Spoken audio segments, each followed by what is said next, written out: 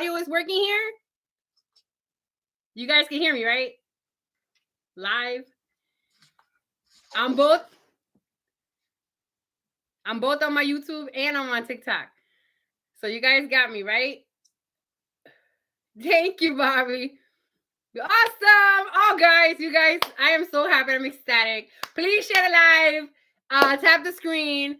I am also on my YouTube live here in the Logic Room, you guys. Thank you for waiting. Thank you for giving me patience, grace, and everything good. So tonight is the very first night here on the Logic Room, okay? Here we are going to be going live. I'm thinking about Mondays and Wednesdays. I'm not gonna do it anymore on TikTok. I'm just gonna stick here with the YouTube because everybody is like, girl, you need to get this podcast going and you need to get it together. So welcome everyone and everybody. Again, tonight is the first night in the Logic Room here on YouTube, you guys. And I want to try to push it to where we get to 1,000 subscribers so we can go in deeper with things, okay? With that being said, I wanted to send appreciation to everybody from TikTok that has supported me, supported my journey and everything that I've been through when it comes down to starting these new things that I've been pushing on. And I thank everybody for always being there when I'm venting, when we have these really, really straightforward conversations. And I'd rather have them on YouTube, but I already know the guidelines already on YouTube as well. When we are on TikTok, it's like everybody wants to, just cut everybody off. And I'm not about that. This live here is going to make a difference for everybody. It's going to make differences, I hope, around the world. And I hope that I'll be the face for you guys. And when it comes down to, changing the way we look at different things and different areas in our lives. Okay, so please share the live, you guys. Share the live. It is new, you guys, and I'm so excited. I am too happy. I'm going to share the link again for you guys to go to the live on the YouTube channel, The Logic Room. That is the YouTube channel for The Logic Room. Thank God that we got it. Thank you, Luke, because you're always there. Every time I'm on, Luke is there.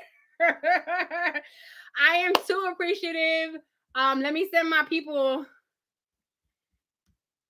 some some input here. I'm trying to get everybody, even people on Facebook, they are just going buck wild right now when it comes to me going live. And I'm just happy to be able to do this because, it's hard when it comes down to people not wanting to participate the way they need to be. And I'm the type of person that, I like to let everybody have their place and everybody have their time to vent and be able to, be supportive towards other people. Hey! Okay, Crystal, please share the live, you guys. Please share the live. I need y'all to share the live. I want to try to get as many people in here. And I'm going to be talking on my testimony as I've done many other times. As I do a lot of times I do go live and I do have people that go on there and they are venting and that's what they need. They need people to listen. So I want to be able to open doors for other people, helping people vent, helping people heal from everything that's going on in the world today, because it's not easy for any of us. Okay, it's not easy for any of us, and people don't understand that. People want to assume that you're this perfect person. We can all assume that we're perfect, but we're not, because I have flaws, you got flaws, everybody has flaws. And for you to think that you're perfect, that doesn't sit well with me. You know what I mean? I come on here and I come with all my flaws. I come with all my problems. I vet when I need to vet, and my people know who I am. My people know exactly where I've come from. I've vetted before. I've been transparent, and I will continue to be that way. So I'm going to start off because I know we was talking about it the other night, and we were talking about the different things that happen when it comes down to, your life and the way that you were brought up, the traumas that we go through as adults, as children, I am the advocate for, people that have been abandoned. I am the advocate for people that have been SA'd, sexually abused. I've been an advocate for people that have been divorced, domestic violence. I have been an advocate for people that, have gotten into that area in their mind that, that they're not worthy, that they're not worth anything. And that is not what we are supposed to help other people with. Okay. So with me saying that, this is why I started the Logic Room, because we had so many things go on this past year. Okay. And it's closer to now to 2024. Let's stop being stupid and listening to other people. Okay. Instead of getting the factuality when it comes down to the factuality. Okay. Can we all accept the fact that we are never always right? You know what I mean? Can we accept that when a situation comes up, can we accept that if something is wrong, that we can be taking accountability and be able to say that we're wrong? Huh? Can somebody tell me that if some situation comes on and you're like, okay, I can't handle this, or oh, this isn't the way it's supposed to go, then say something. Don't stand there and just be like, okay, yeah, clap for everything that's going on, but not even have the audacity to, say, I'm sorry, or, take accountability for what you're doing. Okay. So with saying that, I'm going to start off with my testimony, because I know I talk about my testimony all the time here on the TikTok, now on the YouTube channel, and I'm not scared to speak up for myself. I'm a woman. If you guys don't know who I am, I'm Taina Doll. I'm Jess. And I have my TikTok, and I now have my YouTube channel. I am an open podcast now, as you guys can see. I'm just starting out. We just had technical difficulties, but it's all good. You know what I mean? I'm still here. I didn't give up. Okay. So with saying that, I'm going to let y'all guys know my testimony, and this is going to be deep, and it might get, snotty. The way I say snotty is because my nose be running.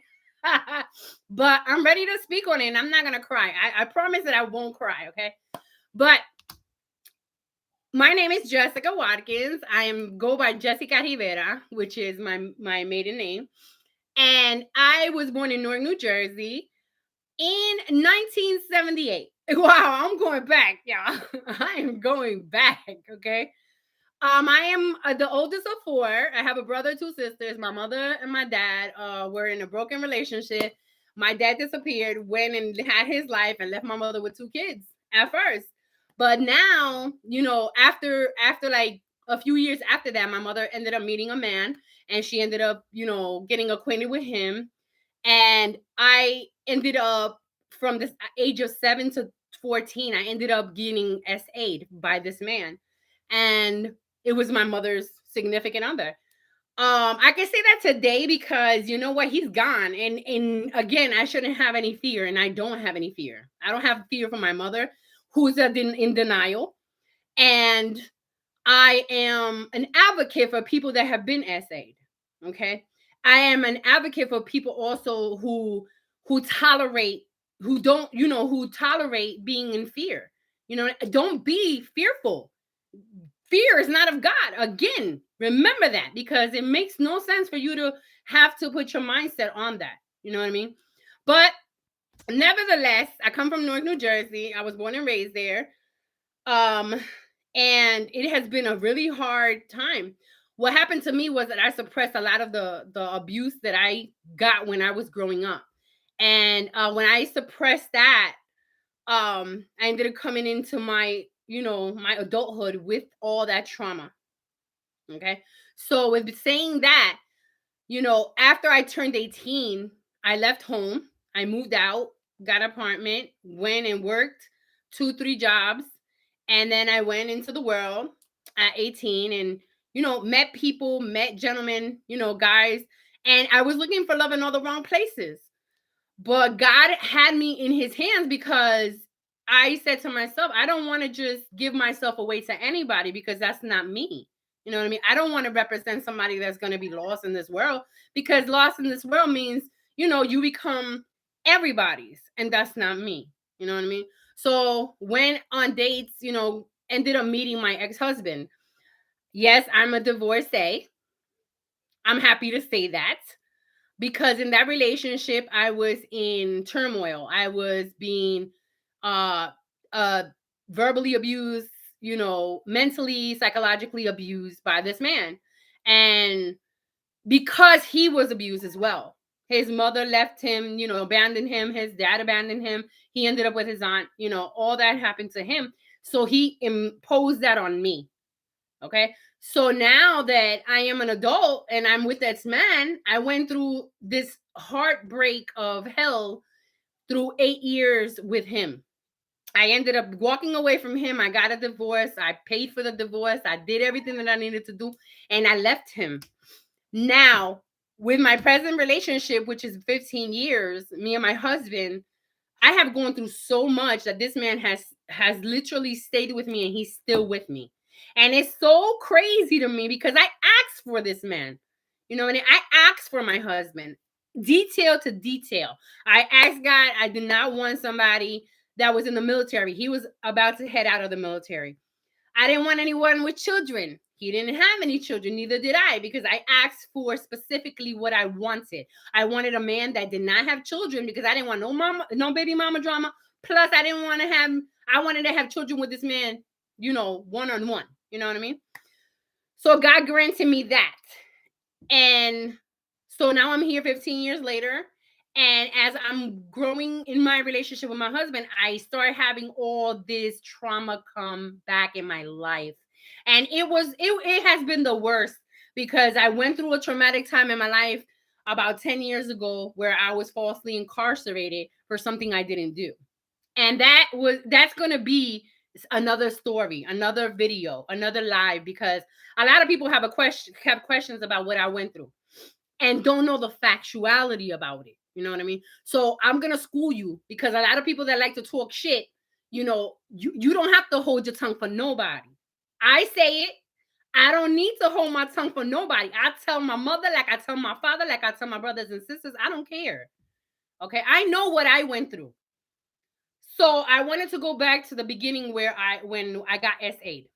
When I got sexually abused by my husband, my mom's husband after the fact, because she ended up marrying him 16 years after common marriage, and I was left out of the whole situation.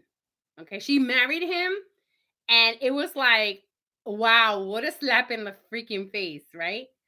So what I decided to do about 3 years ago was I cut off everybody.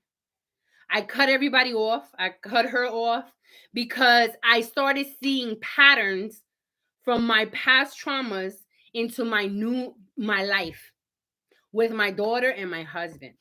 I am still working through my trauma. I am still working and I'm healing through everything that I've been through. So the next person that tells you, and I'm telling you this from me to you, the next person that tells you and they bring up your past, tell them to kick rocks. Okay, because you don't need to have people that come into your life or people that are already in your life to tell you that you didn't go through these things. They were not freaking there. Okay, I've been there. I have been told, oh, that's a lie, and this and that, and that and this. You know what? You can kiss my ass and you can keep it moving because I know what I went through. Okay, I know what I went through. I know that I wouldn't want it for my worst enemy. And for somebody that's supposed to love you as a parent, to tell you that, oh, you're a liar. Oh, you didn't go through that. Oh, why don't you leave the past in the past? No, no, no, no, no, no, no. Because the past ends up creeping in. The past ends up coming in. Okay? So you don't have to listen to none of that trash. You don't have to listen to any of that. Okay? It is so sad to see people in this world walking around wishing that they had somebody to at least love them and have somebody to be able to listen to them. It is so hard to walk around your life and not have your parent love you the way they're supposed to love you. So when you become an adult and you have children and they look at you and they say, Mommy, I love you. and you're telling them that you love them because somebody never told you that they loved you, couldn't hug you the way you wanted for them to hug you. But they can stand there and they can say, you know what, you're a liar.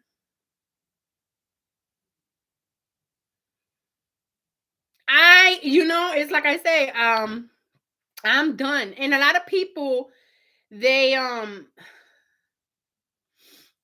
a lot of people, they sit here and they judge you. They judge you because they don't know the truth. They judge you because they see what everybody else tells them to see. If you can't think for yourself, let me tell you something. If you can't think for yourself, your ass is just as bad as they are. You're following their lead because you haven't sat down with that person and you haven't asked the questions that people need to ask. Okay? So when I went through what I went through, and I know that other people have gone through the same thing, because I've had people come onto my lives and be like, Jess, I don't know how you did it. Jess, I don't know how you're here. I don't know how you could have been gone. Let me tell you something. I have done it. I have been in that place where I have said, let me do this because I need to go, because I don't want to be here anymore. I don't want to have to deal with this. Even when me being incarcerated for 6 months, it put me in a headspace where I'm like, am I worthy? Am I worth what God says I am? Because it's hard. It's hard for somebody to come and tell you, oh, you're nothing. You're a liar. You this, you that, you this, you that. It is the hardest thing. So when I see people now, I'm scared. I don't even want to communicate with anyone because I am testing the waters as I go. Now it's not like I used to be. I used to be friendly. I used to be vibrant to everybody. I used to, grab them in, and I used to be able to hug somebody and be like, you know what? You my person, or you my people, or you my this, or you my that. But now it's not like that. I can't be like that because I have to vet you first. You know what I mean? And it's like a relationship. You have to vet people, because if you don't vet people, what ends up happening is that you fall in that same predicament that you fell into a long time ago. You know what I mean? If you don't, those are red flags. It comes red flags from everybody. You know what I mean? So when I sit here and I can tell you these things, it really does hurt. And this is why I'm coming on here. And this is the logic room again. And I wanted to go ahead and open this door for other people to come on and be able to speak and, have that one-on-one with somebody that has been there. You know what I mean? I've been there. I've gone through it. And I can say that today, as I am proud of myself, because I could have been gone. I could have gone and taken, the enemy's word and been like, you know what? Off yourself and do what you're going to do. And that's it. Ain't nobody going to miss you. And that's a lie. That's a lie. But when I come on here, I'm so proud of myself because I have people that come onto my platforms and they're like, Jess, I don't know how you did it. I don't know how you got out of that. I don't know how how you could still be here. And it's because I have favor. I have favor. God got favor for me. Everything that I've lost so far has put me in this position to thank him for being who he is and giving me grace and mercy, and also pushing me forward. Because if it wasn't for God, I wouldn't be here. My daughter wouldn't be here. My husband wouldn't be here. You know what I mean? You have to be specific. You have to know what you want. And again, we're going to go into relationships on here. We're going to be able to talk what it really is and not no bullshit, because I'm tired of the bullshit, honestly speaking. You know what I mean? I don't like to be banned. I've been banned from TikTok. I've been banned from here. Facebook is the same way. You know what I mean? But again, I wanted to come on and let y'all know, that it's so great to be able to come on here, y'all. I'm so happy. I thank you, Luke Norwood, because you you saved me in this one. Blue AC, who's that? Blue AC, who's that? Please tap the screen, share the live, y'all. Please tap the screen. So going more into this healing process that we're going to be doing. We're gonna come on with different subjects. Hey, Amanda, what's going on? Amanda, as a matter of fact, is one of the people that was part of my incarceration, the process when I went in. And she has, we have had ups and downs, but I can say she's part of my, the circle that I have gone through and come out through. And today I can say, today I can say that I'm a better person because a lot of people that have, put in work on me and been able to help me through my process. It is really, really hard to get through a process that you don't know shit about. You know what I mean? So when you are put in a position where you have to ask yourself, are you worthy? Are you good? You know what I mean? Don't ask anybody else because nobody else is going to give you the real deal. You know what I mean? They're going to give you some bullshit ass story or some bullshit ass freaking comeback to, you know what I mean? Try to be smart, you know what I mean? About the situations that you've gone through. And then at the same time, you're lost because people don't have consideration like they used to. People don't want to hear no bullshit. They want to hear the lies instead of the factuality. I ain't got no time for no lies. You know what I mean? I don't have the time for lies. I don't have the time to bullshit. Time is too short. Time is of the essence when it comes down for you to be able to speak up. And that's where I've been. I mean, I've been ever since I moved. I mean, since I moved from, when I moved to Memphis, I've always been the straightforward. Yes, I get into it with people, but guess what? That's who I am. I've been shut down too long, and now everything is coming out. Now everything you're gonna get what you get. You know what I mean? I'm not about that person anymore. The one that held her tongue all the time. I'm not that person anymore. So guess what?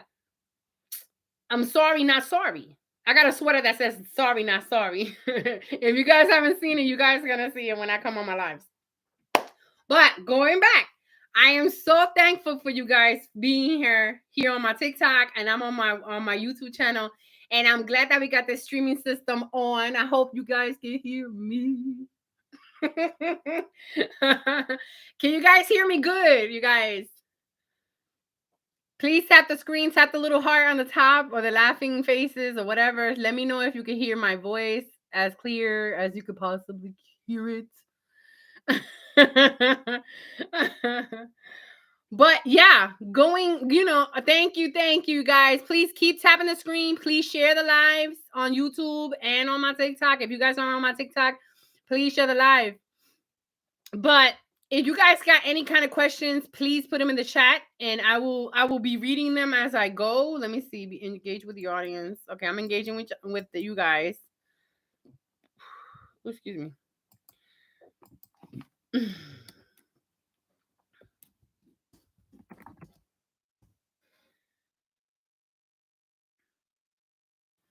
Luke, you always here. Thank you so much, Luke. Please share the live on my TikTok and please share the live on my TikTok and on my YouTube channel.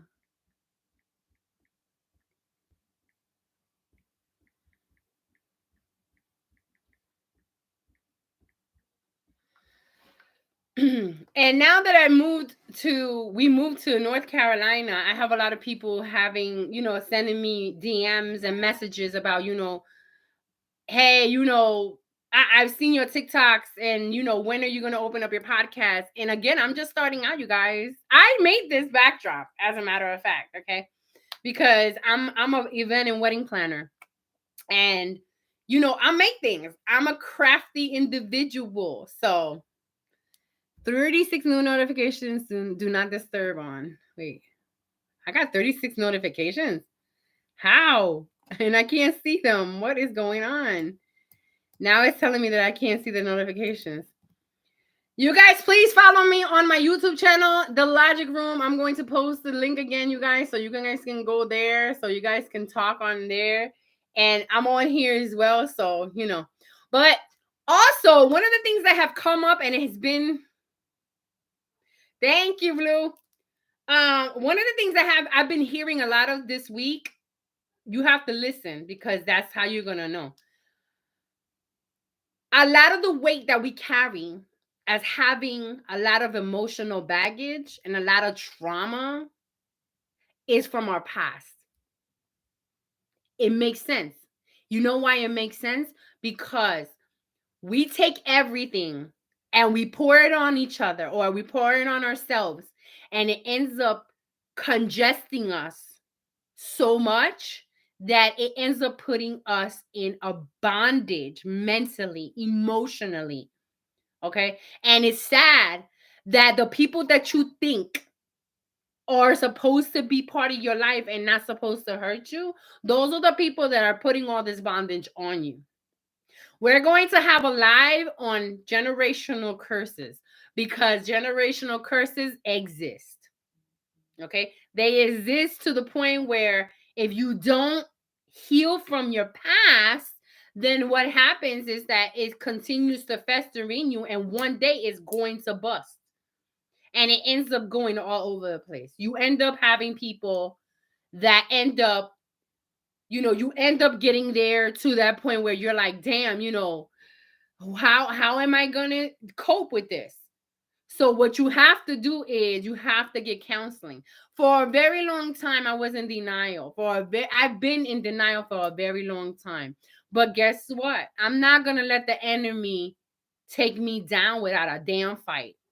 Cause I'm a fucking fighter. I don't care what nobody says. I've persevered from all of the shit that I've been through, and I'm not scared to talk about it. You know what I mean? And I'm letting y'all know here that don't be scared to talk about your traumas, because guess what? Ain't nobody damn perfect. Nobody's perfect. You know what I mean? So when I come on and I push this out there, it is one of those things that you have to really consider, that are you going to continue to let the enemy battle you, or are you going to start getting yourself together mentally? This is what 2024 is all about, y'all. I have been in my process for over 2 years now. Over 2 years I've been in this process, the process of healing, because when I come across the people that have hurt me the most, and I can say that it's been my mother, it's been my father, my brothers and sisters. I can say that when I come across them again one last time, or maybe for the rest of my life, that's gonna put me in the headspace where, like, you know what? I forgive you, but I don't have to have you in my life like that. You have to set boundaries. People don't understand freaking boundaries. People think that you got to continuously take the bullshit and put it over and over and over and over and not be able to heal from that. I was in bondage with that because of the fact that I was always thinking, I have to respect my mother and father. I have to honor my mother and father. Yes, you can honor your mother and father. There's no way around that, because that's one of the 10 commandments. But at the same time, when you're an adult, you have to learn how to set them damn boundaries. Because if you don't, then what happens is they still think you're a little kid, and they're continuously doing shit that you're like, why are you doing this to me? And then when you come at them, and you say, you know what, I'm done with you, and you cut them off, that's when they go and, oh, she disrespected me, or, oh my gosh, oh, she shouldn't have done this way. No, no, no, no, no. That's not the way it goes. I don't feel like that's right. I don't think it's right. You know what I mean? So when you put me in a position where I have to lock you off, I have to keep you away from my family, my immediate family, it is something that it is hurtful, because of the fact that you are an individual. You are a parent. Okay? You are a sister. You are a brother. You are somebody. And for somebody that's supposed to so-called love you, quote unquote, and they say that they love you so much, but then they turn around and they do the bullshit that they do, and you have to sit there and continuously take the crap. Nah, that's not going to happen no more. And that's why I tell you from my point, and I'm giving it to you the way I see it. It's somebody has to say stop. Somebody has to block it out. Take it away, because you are a person. You are needed to be loved as well. And I have had so many people approach me and say, oh my gosh, I don't know if I'm that much of an empath. An empath person is somebody that attracts other people that have the same story. I've had people, I had this lady where I worked at this hair supply store in Memphis when I used to work there. But she approached me while I was working the floor. And she approaches me and she's like, oh, you know, this and this and this and that. She starts talking to me and she's like, oh my God. And all of a sudden, this lady starts crying. And I'm like, holy shit, what? But she approached me because she felt comfortable. She felt so comfortable to approach me and say, look, I'm tired. I don't want to do this anymore.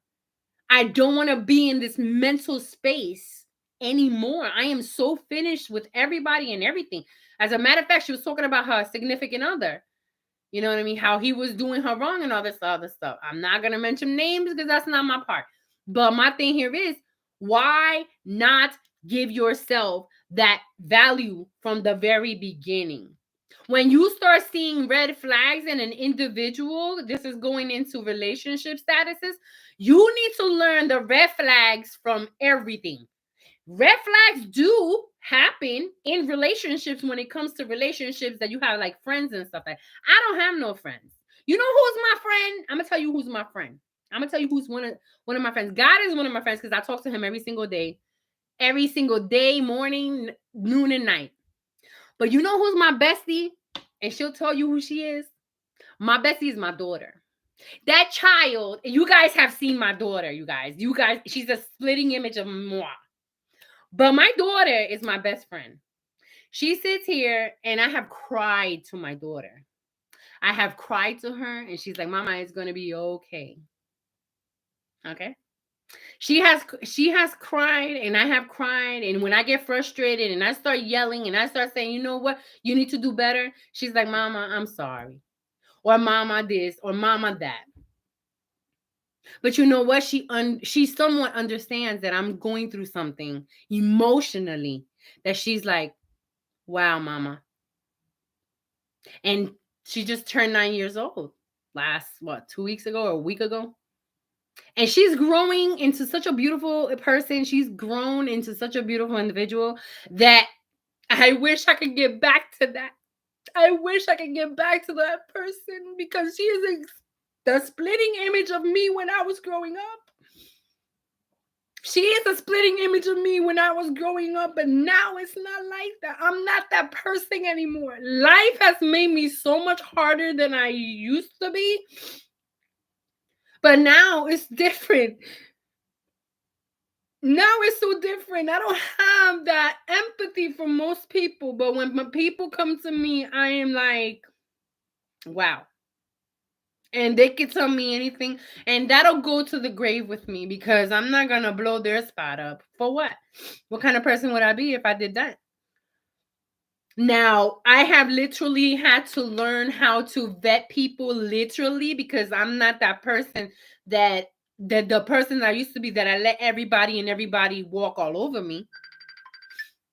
So when it comes down to me being in the position mentally that I am in, it puts me in a perspective where I have to be the one to, you know, I got to tell you off when I'm going to tell you off. I don't care how you take it. You know what I mean? I am somewhat like that when it comes to business as well, but that's another story. But I'm so glad that I'm able to be here with you guys, and I'm glad that you guys are on my YouTube channel. You guys are just awesome. And I'm glad that tonight it started off bad because the enemy was trying to test me. But I thank you, Luke, again, Norwood. You were here, and my mic is working now, so I'm happy about that one. But I just wanted to come on here and just continue to talk about what we've been talking about. And I want people to come on and I want people to ask questions. And I want people to be able to, be able to talk. Speak on what you've been through. Don't freaking hold it in. Don't try to freaking hold it in because the more you hold it in, believe you me, it will make a difference. It will make a difference in you and it will make difference in people around you. Okay? So when I tell you that you guys gotta let it out And don't worry about whoever the hell is watching. Don't worry about whoever is trying to bring you down. Those people are the people that you remove yourself from. I have had to do it. I have had to, and I'm not ashamed to say it. I have had to remove myself from people and around situations because I know me. I know what I'm gonna do. So before I put my hands on you or before I tell your ass off, I'd rather remove myself from the situation and let you keep moving when you're the way you're moving. Because if I come out, it's gonna be a totally different ball game. Okay.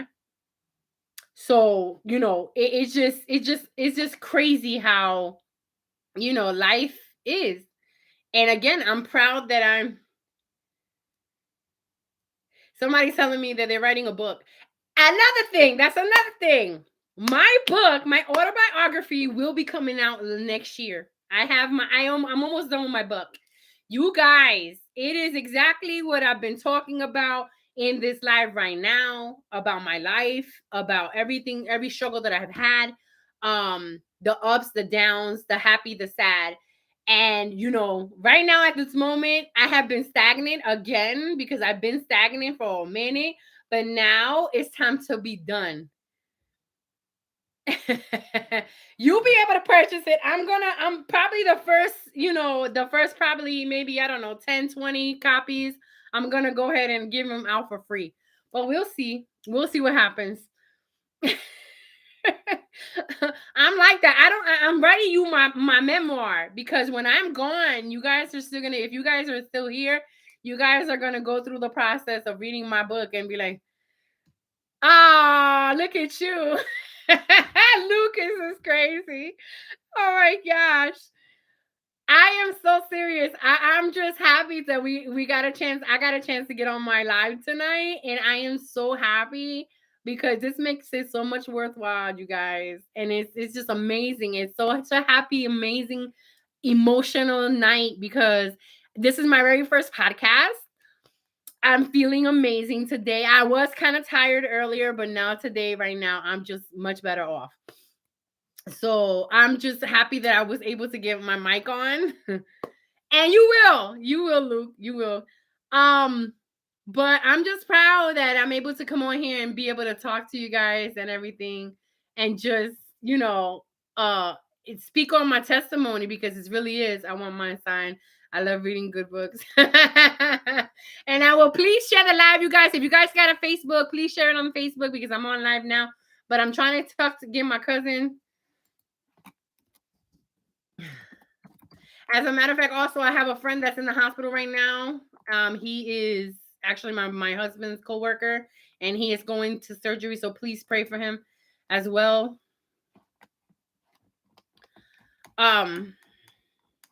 But you guys, I mean, I'm proud. I am too happy to be able to be here tonight again.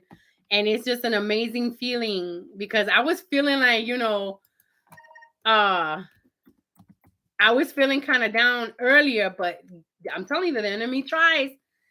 The enemy tries. But I'm here and I'm glad to be here. I know nobody's driving up in my driveway. I'm going to copy this on my live here so people can go live. And there it is. Bam.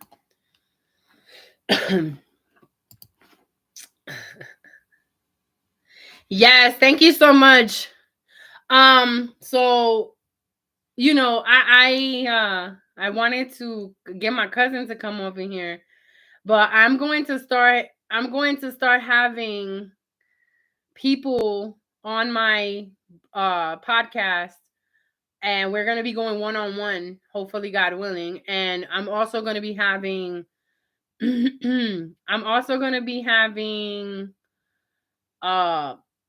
different people, counselors, people that need, counseling, people that need people that, are wanting to talk and wanting to be able to, let out a lot of their emotional trauma and be able to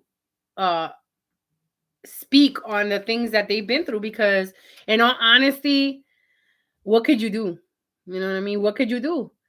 People are just so quick to judge, and we've had some crazy conversations when it comes down to my TikTok channel, but now we're going to be having some crazy conversations on here, and I'm going to be either going live, or I'm going to be putting up videos, and you guys are going to be seeing what I'm saying and what I'm looking at. The enemy will only do what you allow, but you are in control. Continue to keep being strong through the process, because it's easy. Yep, it isn't easy. You know what I've been through. You've seen what I've been through.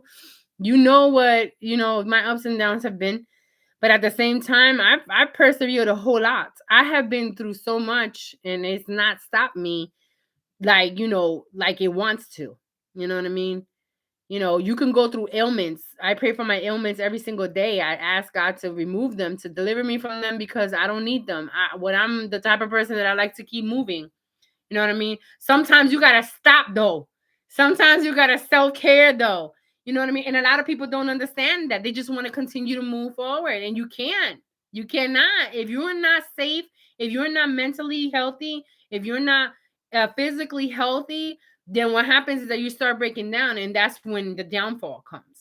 You know what I mean? So what you want to do is be able to, get delivered from that, so you can continue to move forward.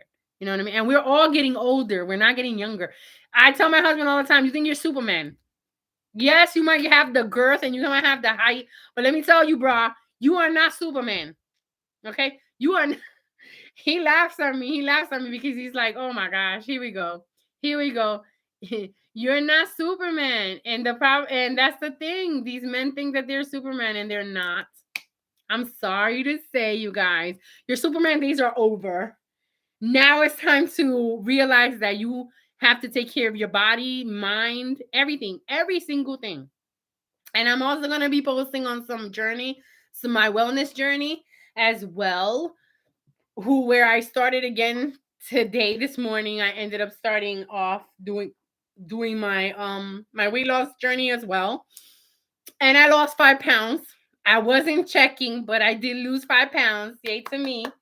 Because it's so hard. It's a very traumatizing thing when you try to lose weight and then you end up gaining it all back, and then you start losing it again. He's a black man. He's so silly. Girl, I promise you, remember, I've been right there with you through it all already. I know. And I'm still here. Girl. And you know it, It's crazy and it's hard. But we're gonna get through this. I said this before and I'll say it again. We are all gonna get through it. We just have to hold ourselves accountable.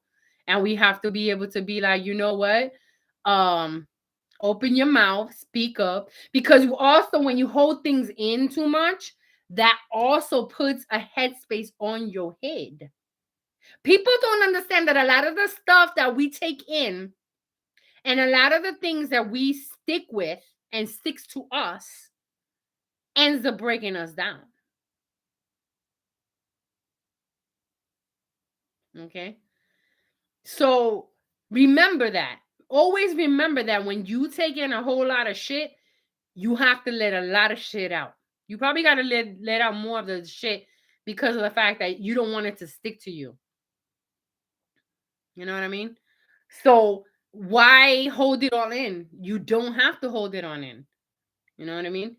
It's hard enough that you are taking all this in from people that don't care about you, that you felt like they were there supposedly for you, and you're not, and they're not there now. You know what I mean? Everyone is for different reasons and different seasons. That's another thing. I never understood it, but now I do as an adult. When people are done, or if you're done with people and you trying to push the envelope of being a part of their lives and they don't even want to associate with you, then guess what? It's time to kick rocks. I'm done. I'm not finna keep calling your ass. I'm not finna keep looking for your ass if you are the type of person that when somebody calls you, you can't even reimburse the same freaking energy. Fuck what you heard. That's how I feel about it. I am the type of person that I give, And when I'm not getting it back and it's not reciprocated, then what the fuck am I doing? I'm getting myself all worked up. I've done that a whole lot. I have cut people off because I feel like, you know what? Hey, if I've tried so much, if I'm the only one picking up that fucking phone telling you, hi, how you doing? And you're not reciprocating the same kind of energy, then I ain't got no time for you either. You know what I mean? You could only do so much for people. You could only do so much for people. And when people start fucking up and they start not reciprocating the same love that you got for them, then guess what? It's time to go. I'm not finna sit here another year trying to get you. I'm not finna sit here another year and try to communicate with you. If you don't want to be communicated with, then I'm not gonna communicate with you. Fuck it. You know what I mean? I've had to apologize to a lot of people and be like, you know what? I'm sorry. And I've done wrong. I might have done wrong to you, or I might have done wrong. And and if you don't have the same, and I feel that I'm very I'm a very empathetic person. But I've had to learn how to cut things off. I've had to learn that when people are who they say they are, or people do how they do, it's because that's exactly who they are. And don't forget about the people that are jealous of you. Because when them people come around and they start being jealous of you, and you start seeing they don't like a post, or they don't want to deal with you, and they don't want to push your envelope, man, look, kick rocks. I got no time for you, baby. I got no time for you. I got no time for your bullshit. You know what I mean? I've been there. I've been in that place mentally, emotionally. I've been there with my family. I've been there with people in general, and it doesn't work. No. The friendships nowadays and family is not what it used to be. It's a real thing here. It's real. Okay? It is so real that you could touch it. Okay. But see, in Revelation in the Bible, it says that we are going to have these wars. Mothers against daughters, daughters against mothers, fathers against sons, sons against fathers, and it's just going to go back and forth.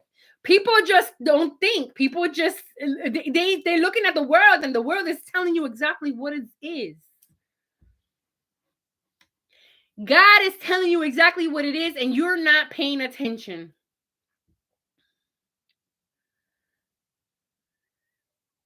Stop holding shit in. Stop holding shit in. Stop holding shit in. What the fuck are you holding shit in for? What is it that you can't talk? You are not a child. Even children nowadays tell you exactly how it is. My daughter, she is funny as shit. When I'm doing too much, my daughter tells you, Mama, you doing too much. Or Mama, I don't like this. Or Mama, I don't like you right now because you being mean. Or Mama this. Or Mama that. But guess what? We get so caught up. Being caught up in this world the way it is today, you get fucking tired. I'm tired, y'all. I'm tired of fucking walking on eggshells for fucking people that don't give a fuck about me. So guess what, y'all? Kick rocks. I'm done. You know what I mean? I've had a lot of people say, Jess, why don't you go on and tell them? Why don't you they DM me crazy shit, let me tell y'all. But when I'm on here and I speak my piece, they're like, damn, you know what? I'm coming back. I'm coming back for dose number 2. I'm an emotional creature. I've always been an emotional creature. That chick right there, she's a mess. She's a freaking mess. I love my daughter though. And we might fight and we might bicker and we might do this and we might do that. But let me tell you, that is my second piece. And that right there, let nobody come fuck with her because you done fucked up. If you guys haven't seen her daddy, if you guys haven't seen me in person and know me by my face only, and y'all see me on here and I might be kiki ka, let me tell you, you guys are in for a treat because my child is exactly like me, but the opposite. She is a very well-spoken little girl, but let me tell you, she won't curse me out, but I know that when I need to slow the hell down, I already know that I need to slow the hell down because she'll tell me, Mama, you're doing too much. When she was 2 years old, everybody would say when she had an attitude walking around like she thought she was the bomb and all this stuff. Let me tell you, I would say, you know what? She might be 2 years old, but she seems to me like she's 20. She's in her 20s or her 30s. Now when she's 9, she's growing into. I look at her and it's like, oh my God, what did God do to me? God, and I say it all the time, God has jokes. God had jokes when he sent her because I wanted a boy. But God told me, no, you're gonna get somebody that looks just like you. She talks like you, she act like you, and you screwed.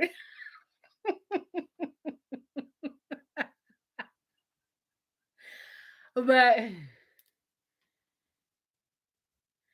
who you talking to, Nelson Body? What are you talking about? Versace or what now? What are you talking about? Some fool on here talking mad trash. They're talking mad trash about me. I don't know what you talking about. Come follow me on my YouTube channel. Follow me on my YouTube channel because I'm live on my YouTube channel right now. And this is my very first broadcast, you guys. Podcast on my YouTube channel here in the Logic Room. We will be going on Mondays and Wednesdays, you guys, because I feel like I need to get this momentum going. And as more as I go live, I can only go really live Mondays and Wednesdays because you guys know that my job, I'm an event and wedding planner. So, work is going to start coming in. 2024 is about to be on and popping. Now, what I want to do is I really want to work on getting my equipment popping on here, getting my high chair, my other chair that I want to get because I want my backdrop to be even bigger than this one. But I think this one looks really pretty for me because, of course, it shows what I do. You know what I mean? So I want to be able to, grace you guys with my work, grace you guys with what I do.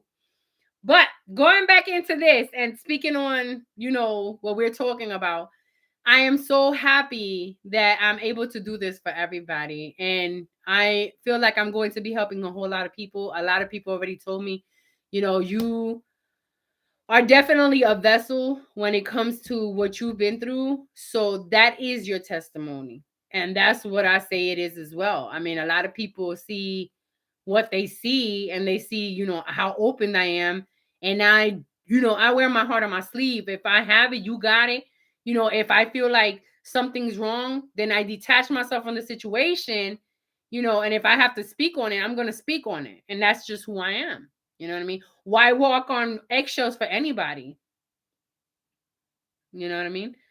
The only one I'm scared of is God. And God is watching over me and mine. You know what I mean? He's watching over you and yours as well.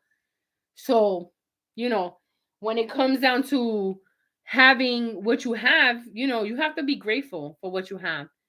You know what I mean? And when you start getting to that point where you're like, you know what, enough is enough, then enough is enough. You shouldn't have to walk no damn eggshells for nobody.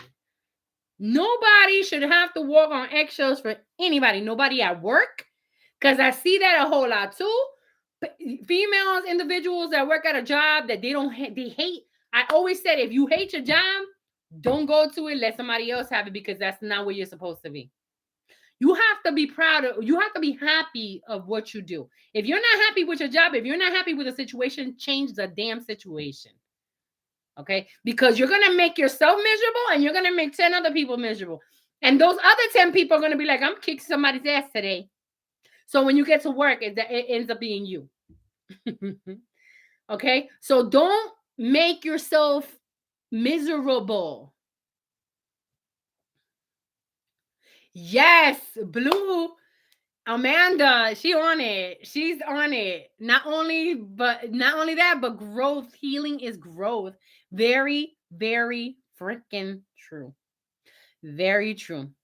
Healing is a growing process, and 2024 is going to be definitely a healing process for all of us. Because as I'm coming on and I'm giving y'all all these nuggets and all these gems that you guys need to go with, every single time I get a nugget, I post it or I come on and I talk about it, and I'm willing to give it to you guys because this is who I am. This is what I do, and I'm gonna take a nice, little drink of my Stella Rose, y'all, because I'm excited, and also it's a awesome night. and I want to celebrate as well. So, ooh, that is pretty. Good Lord, it's pretty. I'm gonna go ahead and take my little Stella Rose, y'all. And this is to everyone right here, to everyone that has come on my live, that has been on my TikTok, that has supported the Logic Room, that has waited for this long for the Logic Room to open. And now it's on YouTube, you guys. We are going to be definitely on it. I'm definitely going to be posting a whole lot. And I'm going to stay off of the other platforms because I'm tired of getting banned. I'm tired of not being able to speak my mind.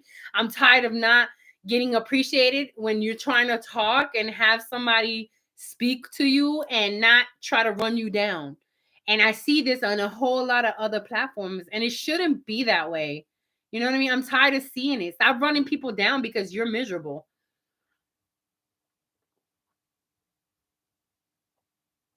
Oh, that's good. Ooh, that is good, y'all. That is too good. I am just happy to be here. Thank you, Luke. That's for you. That's for you, Luke.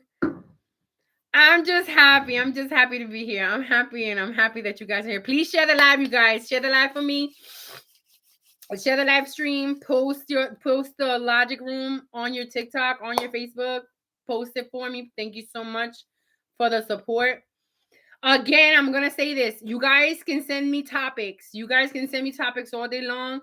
I'm going to read them. I'm going to talk about it. We need to talk about all these hard, deep conversations that people don't want to talk about nowadays.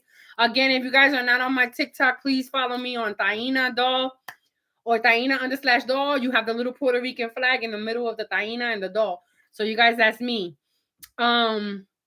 Also, I mean, it's a really nice thing to have when you do have a show of your own and you're being able to talk to people. But I wish that YouTube had that option where we could have the invite boxes. But I'm not seeing that on here. I don't know why. Luke, do you see those options or do you see that option? I don't see the option, and I really wish that the option was there because we would have such a ball on YouTube. I'll message you on TT about equipment for your podcast.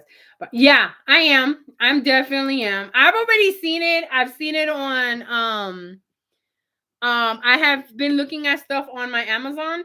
So I'm trying to get, everything in order little by little because of course I'm not making money like I'm supposed to because I'm doing all these other things.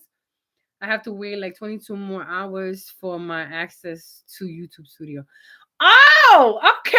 So you're gonna be on YouTube Studio too, huh? That's awesome. I love it.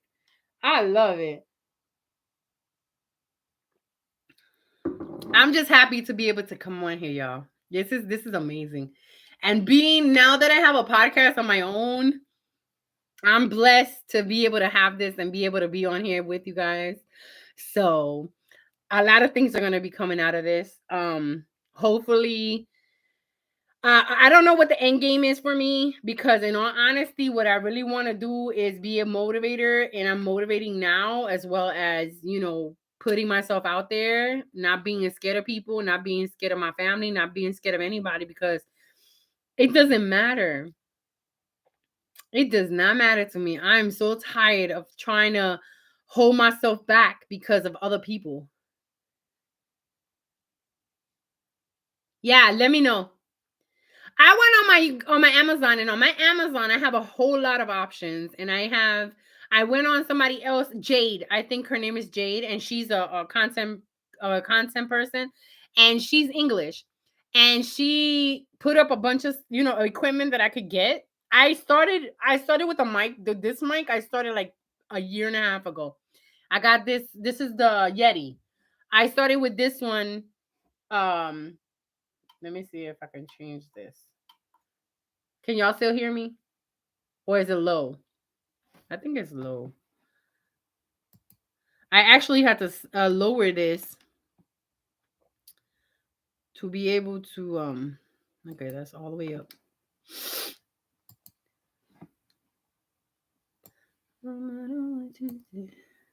did to me. Okay, cool.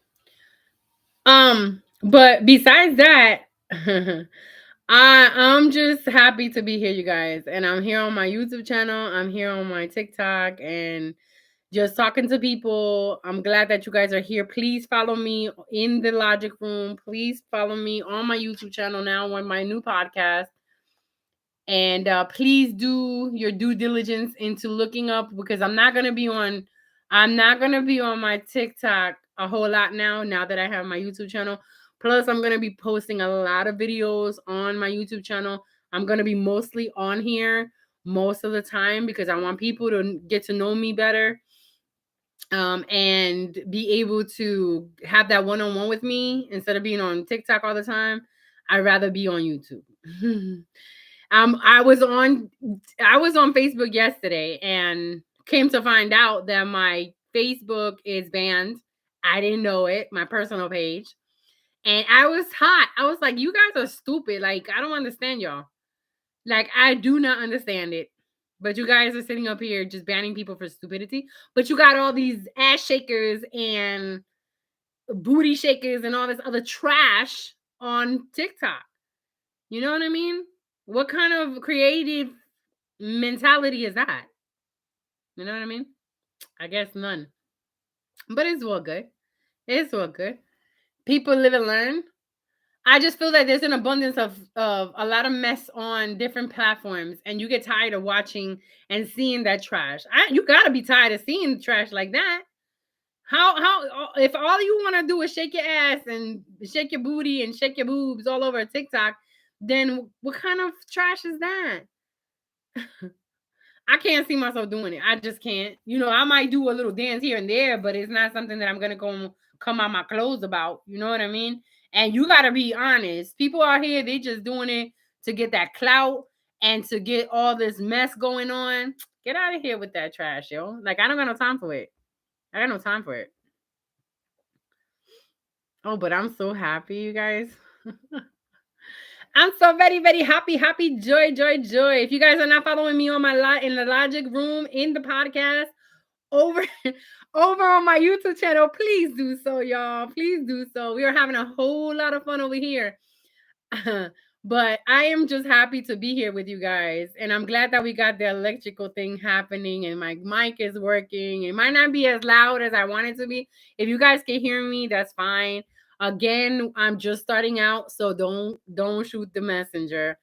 But I wanted to just come on here and just be straight up, you know, genuine, transparent. Everything that I can possibly do to help anybody, I will try to do.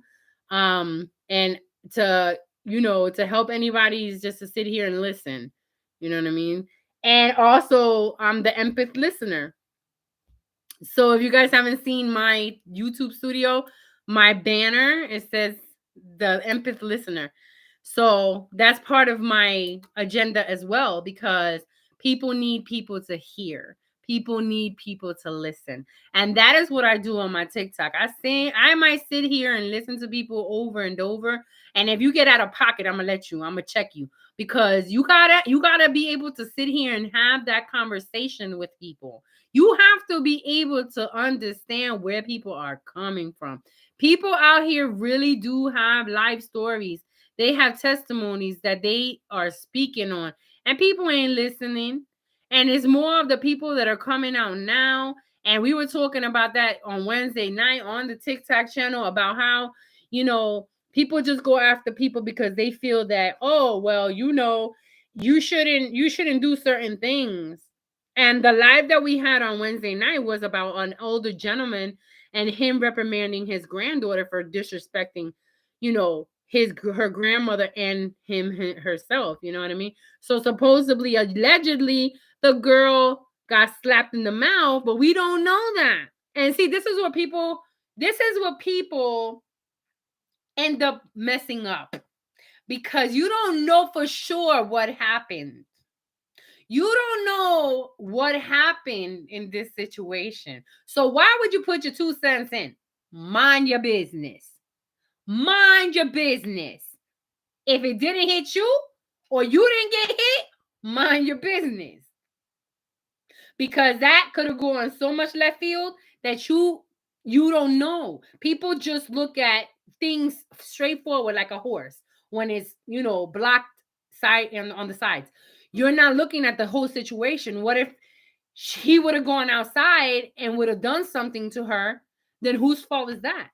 That's for you not minding your damn business. Mind your freaking business and nothing will happen. If he slapped his granddaughter, somebody had to reprimand her. I'm not saying beat her down like a damn dog. What I'm saying is you need to respect your elder, and that's it. That's the way I was brought up. Even though I went through what I went through, the traumas and everything that I went through, I still learned how to, reciprocate my respect to people. But at the same time, now that I'm an adult, I'm adulting. Okay? Again, parents will push the envelope, but at the same time, hello, I'm an adult now. Okay? And that's where you have to make a boundary. That's where you have to draw the line. You know what I mean? Thank you, everybody on TikTok. Please share the live, you guys. I am on my new podcast here in the Logic Room on YouTube, and I have my post here. Please follow me in the Logic Room on my YouTube channel. It will be on Mondays and Wednesday nights at 7 p.m. So if you guys have a topic that you guys want to talk about, let's do that. Please DM me your subjects because I don't want to have them on here. But if you guys can DM me on my Facebook, I have a Facebook as well, Jessica L. Watkins 1. You guys can DM me there. You guys have my TikTok now. You guys have the YouTube channel, and you guys can come on the YouTube channel and just be part of the whole family now because it's about to be on, you guys. I'm so excited. You guys don't understand. Is an amazing thing. I've been talking about it for a minute, and I'm glad that I did it. And now it's nothing can stop me. I'm all the way up. I am literally on my podcast, you guys. I'm literally on my podcast. But I'm just okay. Luke is on my TikTok right now. Let's go there.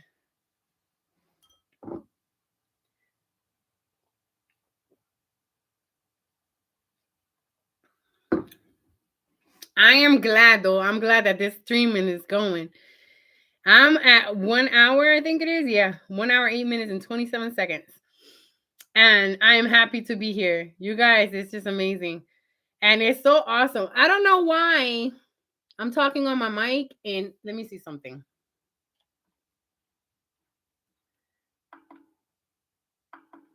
It's off now.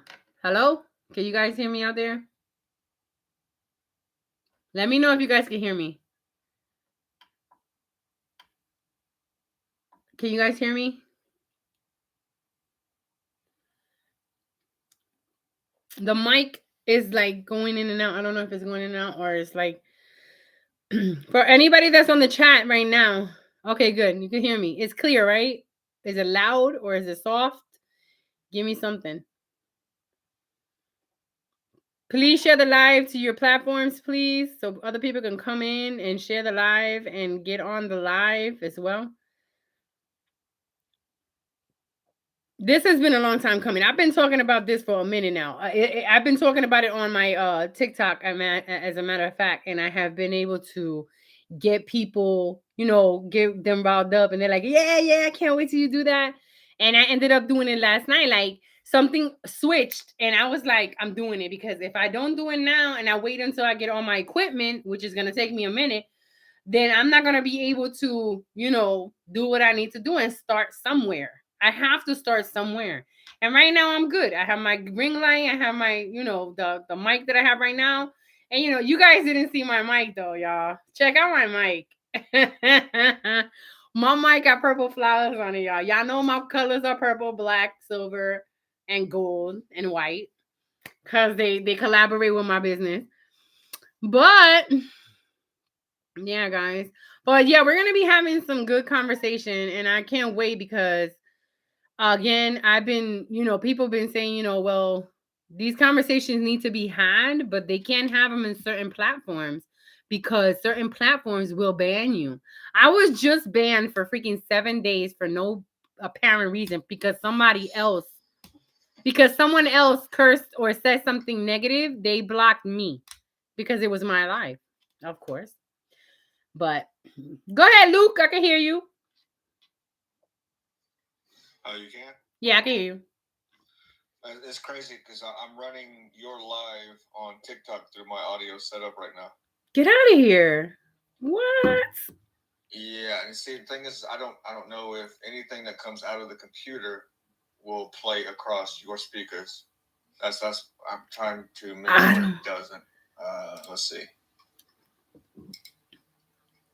We're working on the mic thing, guys. We're just going here. Is my mic clear though? When I get on here? Say what now? Is my mic clear? On TikTok, yeah. Okay, good. Yeah. I wanted just to make sure. Let's see.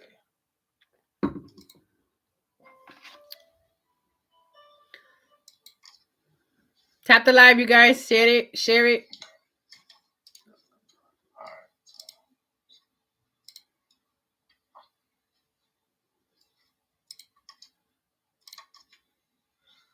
So yeah, I have audio cables that need to be replaced because if I move the cable that's plugged directly into the phone, it'll on my end at least it'll crackle.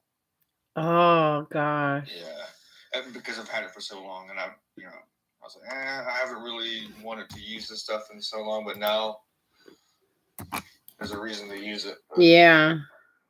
My Amazon, I have a lot of let me see. When I came across the stuff that I'm gonna get, I came across the mic. I came across the stand that I'm looking for. Okay, so the light is the key light.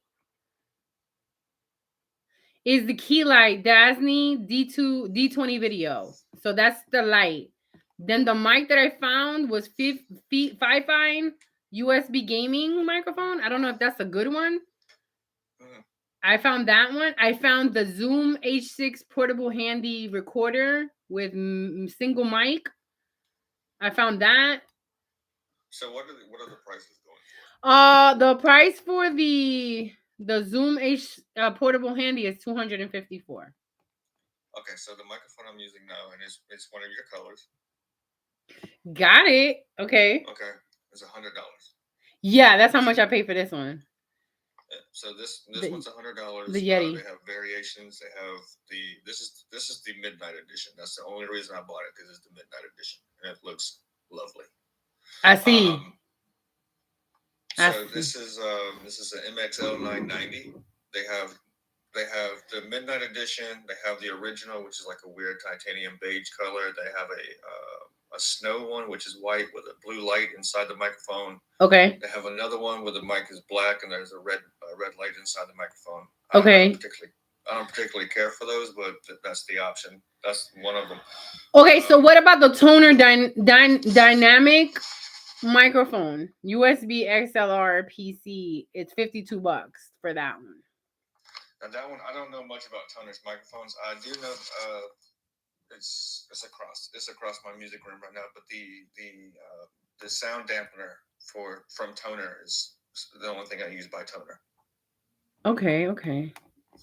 So how many things would I need to invest in to be like powerful on my YouTube? So here's the thing. I told you I have spare equipment, right? Okay. So this microphone is one of them. This is the only pop filter I have because my dog destroyed the other one 2 years ago. don't get me started. As far as cables for this is what is called a condenser mic. So as far as cables go, I got a spare one right here. Okay, cool. It's got your name on it, okay? Luke is the guy. Luke is the guy to go to with all the electronic stuff because I'm serious. It's crazy. As far as the audio interface for your computer, if you can see that or not. Okay, yeah, I see that. I can't remember how much I paid for this. I think it was like 160. I think it was. Okay. This is the Scarlett Solo 3rd generation 2-in 2-out. Scarlet tone. Okay. All right. All right. And this is, I mean, it's made by Focusrite. It's fairly budget friendly.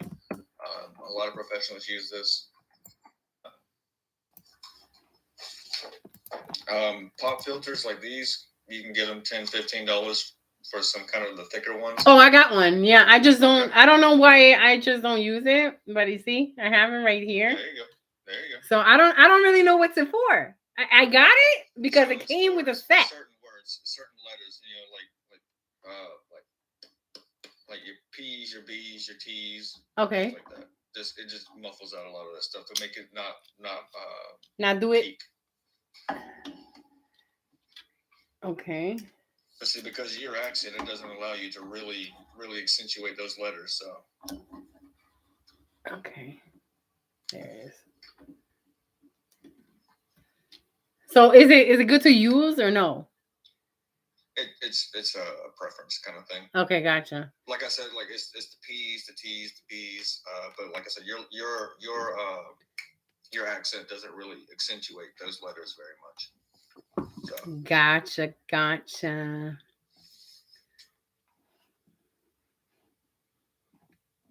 Okay. And you can also get a mic stand, a typical mic stand for like $20-$30. So you can even go to. I have the stand on my table right now. That's what's holding it. It's like one of those. I'm using like a traditional mic stand for mine. It stands on the floor, or is it standing on the floor? Okay. Because if I had a microphone that was a stand that was attached to my desk, it would fall off every time. Because when I'm actually in the middle of making music now, but if I had it attached to my desk, it would fall off like 3 or 4 times a day. Oh my gosh. Yeah. Like, no lie, I'm literally in the middle. What are you making? I'm doing. What kind of movie? It won't play through the computer, but it won't do that for me. Like the music, I wanted to post music. I wanted to do music while we wait. I waited until the whatchamacallit came on, but it didn't let me do it because I have the mic connected to my computer, so it won't let me do it. Right. Well, everything is up here will not play through because it's not running through the whole thing. So. Yeah, like I said, I'm literally in the middle of working on stuff. So. Oh wow. They have this other thing. It's called a Jusmo LS15 desk overhead. I was looking into getting one of those too because I really like the setup for that. It's like 2 bars. It's got 3 bars, and then you could put a camera on the top. You can put the light in this way. You could put another light, and you could put the phone here, and then you got the computer. So it has the whole setup right in front of you, which it wouldn't be on the table at all. It just would be floating. That's how it will be going. So I'm looking into getting one of those, but I'm gonna see because I think that the other microphone that I was looking at was like it was another Yeti, but I don't know if I want to go with that. I want something that's gonna be clear. The thing about Yeti is it's just like the coolers. You're paying 80% of the price tag is for the name. Okay, that's why. You know what I mean? So. Okay, good. So send me the names. Send me the names of the say that the name again of the microphone. The one I'm currently using is an MXL 990. MXL 990. Yeah. All right, it came right up. Yeah.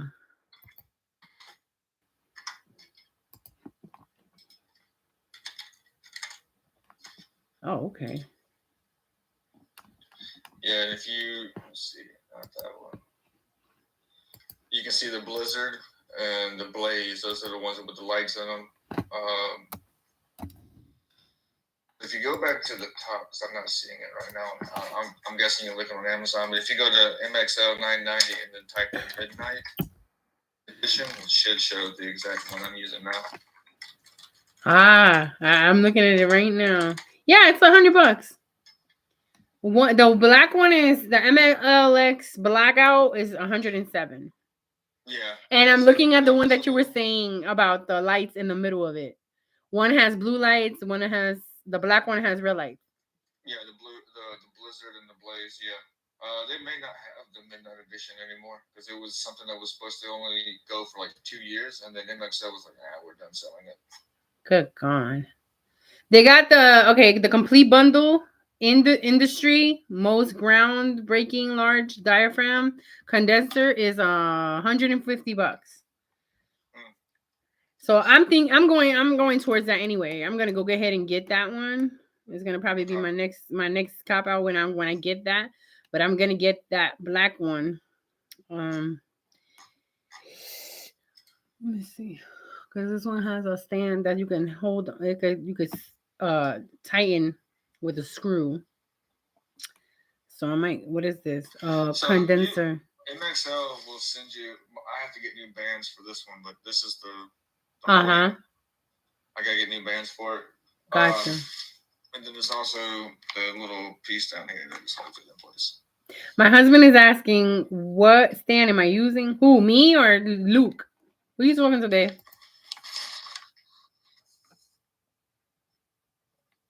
We're just talking on here as we go. I'm live because we're talking about different products for these podcasts and these different the YouTube channel growing. So that's what we're looking for. This is an old one. It's called On Stage Stand. Uh-huh. It's see if I can find it real quick. Where is he? I'll be honest with you, I forgot where I even got this from. I really did forget a lot of things. I love the fact that we can start off this. This is close to it right here. Yeah, it's let me see if I can get this for you.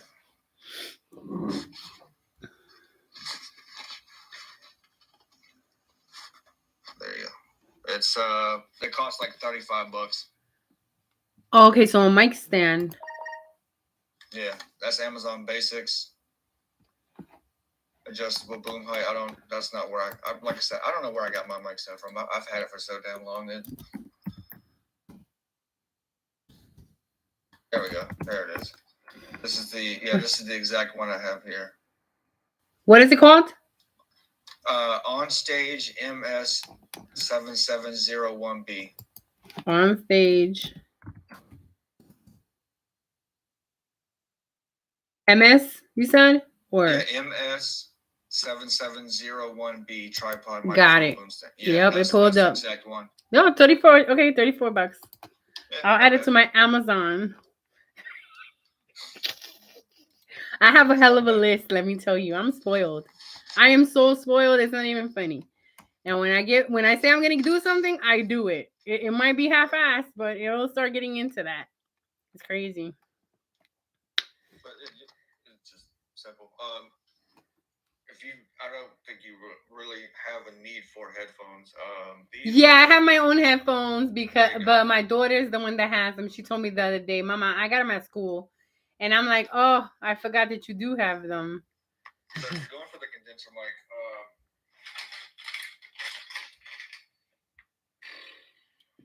X is the XLR cable. The XLR cable. Yeah, it's red and black. It's a 10-foot male to female copper conductors, which are in my opinion, the best. Microphone cable, we said, right? XLR microphone cable. Got it. Mics. Okay. How many do I need?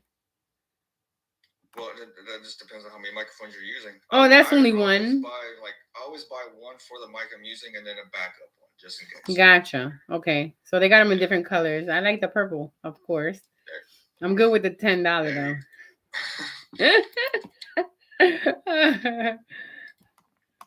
I'm good. I could just spray paint it. Because that purple one is like $50. The black one is 10. Oh my gosh. It's so crazy.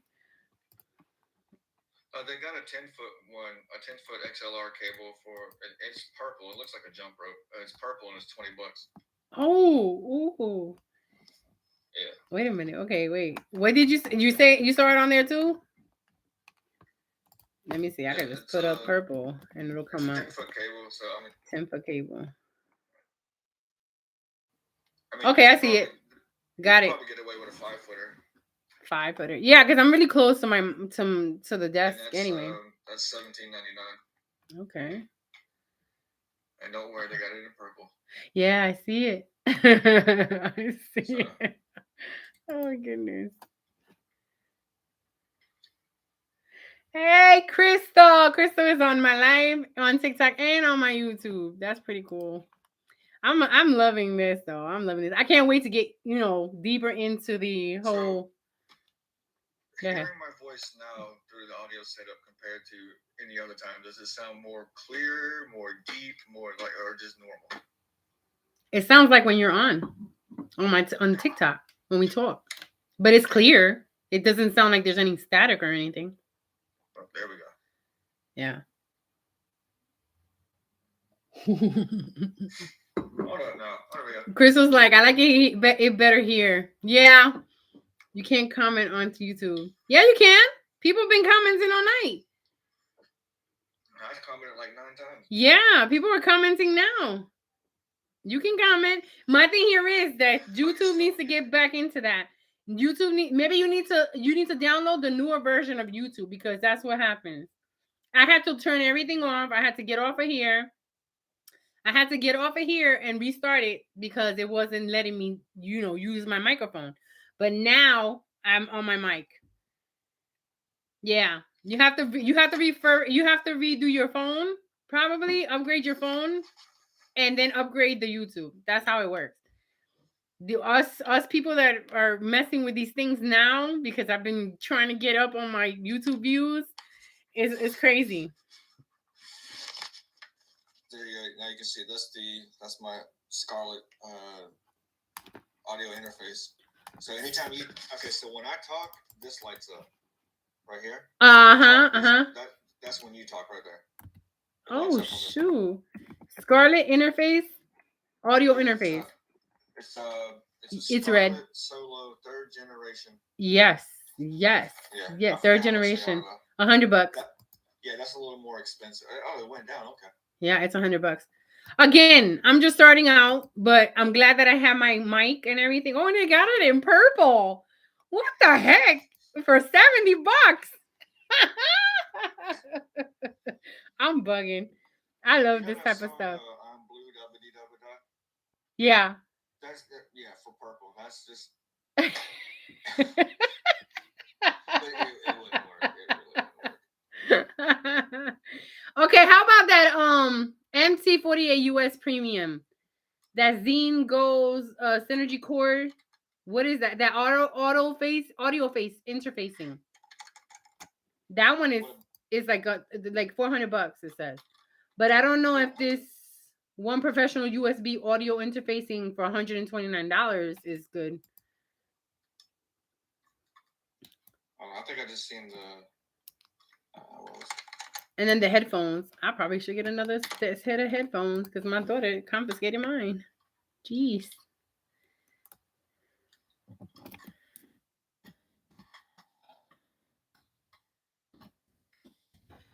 Krista, do you have enough people? Do you have enough followers on yours so you can come up or no? Oh yeah, I did get the Bengals. Those are the ones that my daughter has. Oh, but I can get those. Scarlet Violet, it put up a bunch of Pokemon stuff. I was like, that's not racist. Let's see. Because I can't even find the one I think I'm gonna get these. Those little cat ear ones are cute. Oh, Lord. Oh, you can get 500 and still come on live. Actually, we just found that out. I just found that out. You could get about 500 people and you could automatically go on. Is it Crystal you're talking about? Yeah, Crystal. Give me a minute, you guys.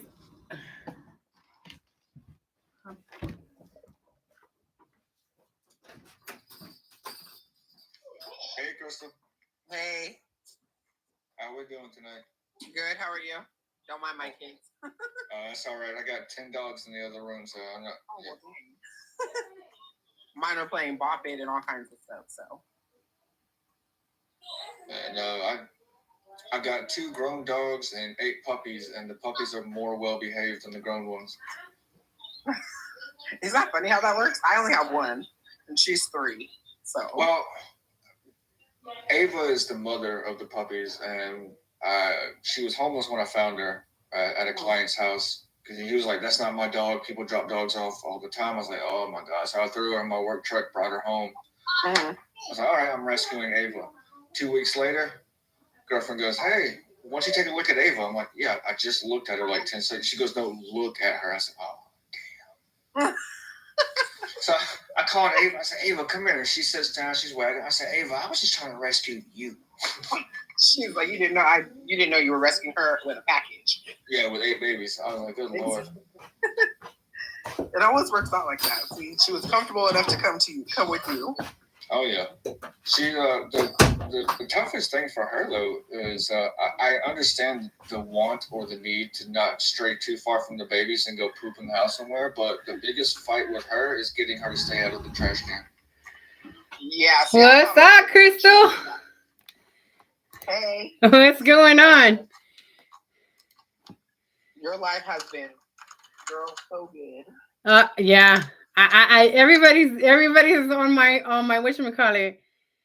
I'm never on YouTube, but we'll start using. Oh, okay. My cousin is here now. We were just talking. You missed it. I know I sent out some lives, but I'm gonna be going in deeper with stuff. This live is gonna be streaming, so it's gonna be streaming on my YouTube channel. So whenever you guys want to hear it or listen to it or whatever, you're more than welcome because it's gonna be the first thing popping out. I have to edit it, of course. I have to do the work, of course. Hey Jess, you were talking about that. Bring your tissue. You were talking about that purple audio thing, right? Yes, you know my purple man. I know it. I know the pupura. So was it Jasimora? The what? Was it Jasimora? Wait a The minute. company? Because Scarlett doesn't do it. Scarlett can't make anything purple. The Bengal. I have the Bengal one. My daughter got it at school, which has the little mic on the side. But because that one was the one that I was using for my DJing and stuff, because I was being a DJ before too. I'm a multitasker. If you didn't know, now you know. But I found these cute ones. They're like kitty cat earphones. So I might get those. I don't know. I'll see. I'll see how I feel that day. All right, well, I'm gonna shut the camera down for a second. I'm gonna disconnect all this audio stuff in here. Okay.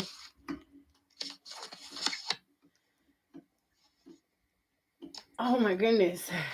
Yeah, I'm glad that people are getting involved. And we've been talking, I mean, I've been talking about this for the past 5, 6 months, trying to get myself together and trying to get myself situated. It's just procrastination. Well, it's a lot emotionally too, because you're talking about, some deep subjects, and you're talking about trauma that you gotta when you talk about it, it kind of brings it all back. Girl, and you know what? It has made me stagnant when finishing my book.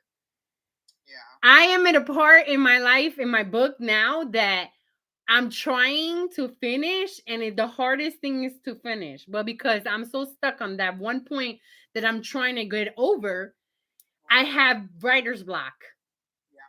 Yeah. And it's hard. I mean, people think that I'm telling you, if you've never been on my live at night, sometimes when we are on here and people come on here and they just cry and they just let everything out. It's a safe space to say, you know what, I'm not gonna let nobody talk to you any type of way, because everybody needs to vent. Just because you haven't been through something certain doesn't mean that that person is not going through it or has been through it and has suppressed it.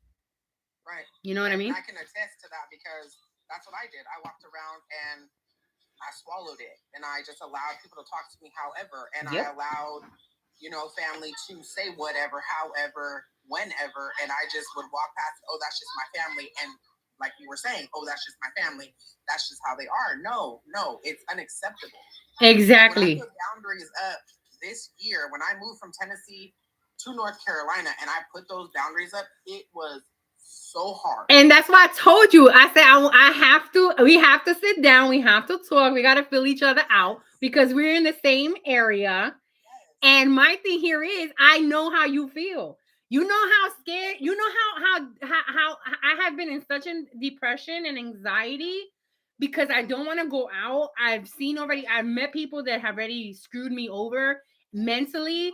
And now I'm like, you know what? Every time I see something like that, I don't want to deal with that. I want to learn new people. I want to meet new people. I want to go out with new people. I want to be able to go out and not have to worry about people, judging, because that's the first thing that they're going to do. But you don't even know my story. You don't know me like that. Mm-hmm. You know? And it does. It makes you put up this wall because you're like, I've already been hurt. Girl. Like, people who are supposed to love me. Now, everybody that I come in contact is going to do the same thing. Exactly. And that's exactly where I am. I'm still there. I'm honestly still there. But I'm starting to shed that onion. I'm starting to shed the onion because I'm like, yo, I can't live like this. You know what I mean? Just because my family is who they are, this is why I've shut them off. I've literally shut them off because they're not gonna keep dictating my life. You know what I mean? People that I used to know that I thought they were my friends, they're no longer part of my life. Why? Because you fucked up. Not because I fucked up, because I've been the same person every single time. I've been the same person, even when I was, incarcerated, even when I was, trying to, you know, trying to get in my head, I didn't do this. I didn't do this. And people still had the audacity to say, oh, you're a liar and all this other stuff. You don't know what I've been through. The only way you're going to know what I've been through is me letting you in. And that's not going to happen anymore. Not until I can see who you really are. Mm-hmm. You know what I mean? No, I get it. 100%. I put it because of how they were. Of course. You know what? 2024 is showing me a whole lot of new stuff. Let me tell y'all. Okay? 2024, them doors are starting to open. And when I started talking about opening this door, about doing the YouTube channel and doing the podcast and everything, it automatically opened. I had the mic, I had everything. I have everything on here.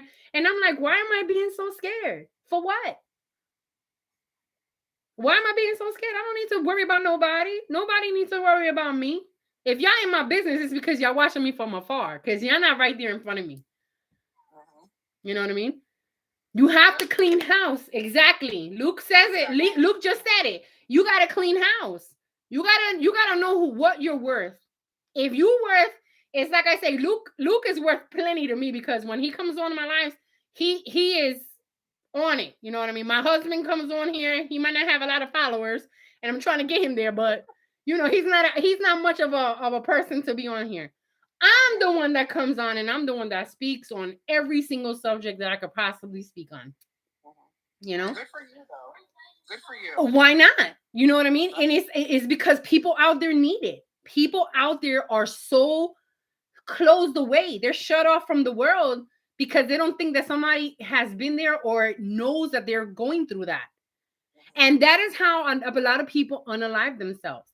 They unalive themselves. They go through this process. Oh, nobody would listen, and that's not fair to them either. No, it's not. And if you know the signs, then you know what I'm talking about. If you know the signs, you know what I'm talking about. And a lot of people don't read between the lines. They just walk around like, oh, well, I don't have to worry about nobody, or I don't have to give nobody the benefit of the doubt. Thank you. They don't give anybody else the time of day, in a sense. Thank you. Time to slow down and listen to somebody. It's always, I'm going to say something 3 times the steps before you even get your first thought out. Exactly. Yeah, because they know better. And it's like, first of all, we got to get to a place where we slow down and we actually listen to what the person is saying. Girl, but you know what? When to people is, I don't feel like they've I think a lot of things have changed in the years, because even in front of you, like 2 or 3 weeks ago, this lady, my daughter was at school and I was picking her up from school, and this lady her car had broken down, in the line when you go pick up the kids. And she was broken down. And can you possibly think that people would stop to try to help this older woman? No. They went right around her. And when I came up, I said, "Are you okay?" She's like, "No, my car just, it shut off." I was like, "Oh, hell." Okay, I said, "You know what? Let me go ahead and go get my daughter and I'll come right back." And that's exactly what I did. Got my daughter, came right back. And I was like, "Where are your kids?" she was picking up her grandkids. I said, well, where are they? She's like, well, they're at school. So I went ahead and I told her, well, let me go pick them up, bring them to you, so that you can go ahead and keep moving forward. By that time, her daughter and her son-in-law came to the drop. And I was like, this is crazy how nobody stopped for her. Nobody had the audacity to be like, you know what, let me take the time out to go ahead and do that. And I don't do it to get praise. I do it because that's what a human is supposed to do. That could have been your mother. That could have been your mother. It could have been your grandmother. How could you not do it? I've been in that position. When you've been in that position, you think about what the hell happened when you were in that position. I don't know why people don't do it like that. I don't know why people don't think like that. I feel like we're in a time where a lot of parents give to their kids. Oh. And like, so they don't know what it's like for one to struggle. They don't know what it's like to have respect. They don't know what it's like to think about others other than themselves and them getting. So that's why we've lost the kindness of, okay, you broke down, let me stop and let me help you. Yep. Because it's the same thing. When we first moved out here, we had a storage, and there was a lady, and I mean, girl, she was struggling with this mattress. Mm-hmm. So I'm sitting there, and I got my stuff, and I was like putting stuff in the back of my car, and I was like, hold on. I was like, my kids were in the car, and I was like, let me turn the car on, y'all can sit in the air conditioner. And I get out, and I was like, excuse me, ma'am. I was like, do you need some help? And girl, you want to see? She turned around, looked at me like, hell no. And I was just asking if you needed some help. Well, damn. I was kind, and I asked her. She wasn't used to that, so she came up with an attitude. Mm-hmm. So it took me by surprise, and I was like, okay. I was like, well, I hope you have a wonderful day. I'm not going to give you the same energy. I could have been rude and been like, oh, well, fuck you too. But girl, I'm the same way. I'll be like, you know what? That part of me comes out, but then I have to revert, and I'm like, okay, you know what? I have to. I was about to be like, you know what? And I was just like, have a wonderful day. Yeah, I mean, you have to. I mean, at certain times, you got to check yourself. You're like, okay, maybe they just are not used to that, because it's just crazy coming from different states and how some are helpful and some just are not. Yeah. I mean, like I said, I mean, I'm literally from New Jersey, and I mean, a lot of people out there are nasty. Like, I came from that, you know what I mean? But I had to learn real quick that not everywhere is like that. It's like New York. You walk around New York, somebody pushes you, oh, get the hell out of my way. You know what I mean? But you can't do that everywhere. Because a lot of people, they get it in their mind that they tough. You know what I mean? But the bigger you are, the harder you fall. You know what I mean? And you can't do that with everybody. You can't just think that you're tough and you're gonna walk all over everybody. And that's what happens with us when we have trauma. Trauma from our moms, trauma from our dads, trauma from situations that have happened in your life, that people feel that at your age, like I said, I'm gonna be 45. Everybody that sees me now, they're like, damn, you're not the same person that you were when you were in your 20s. Hell no. For what? Yeah, I'm not letting your ass walk all over me. I'm not no damn doormat. You know what I mean? And when I didn't have a voice, that's exactly where my position was mentally. You know what changed me? And I'm going to be honest, my daughter. Because my daughter, she's a duplicate of me. The only thing is that her voice is more. But now that I am the mother, I have to speak up. I cannot just let anything happen, because of the fact that the things that happened to me as I was growing up, the sexual abuse that I went through, and, going through it for so long, from the age of 7 to 14, I didn't have anybody to talk to. You know how I had to say something? I had to say something to one of my friends at school. And because I told one of my friends at school, she went and told the counselor. The counselor went and called my mother in and told my mother, hey, your significant other did this to this young lady. And I'm like, I don't know what to do here. The first thing that she said that came out of her mouth, and I remember it so vividly, and like I was still there. Oh, I don't believe that. I don't believe her. She's a freaking liar. All of this stuff. But you don't understand what that did to me. Because after she saw me that way, and after she looked at me in that way, it was an automatic that she hated me. Okay, she hated me because I spoke up. She hated me because it was a position where, okay, she didn't want to be alone. And that is a problem a lot when it comes down to family members. Oh, yeah. Okay. My mother didn't want to be alone. My mother, till this day, can't be alone because she got both of my sisters living at home. One lives with her little boyfriend at the house. When I was growing up, I couldn't even have a boyfriend come up in the house. Nevertheless, even sleep in the same freaking bed. Oh, yes. I feel that.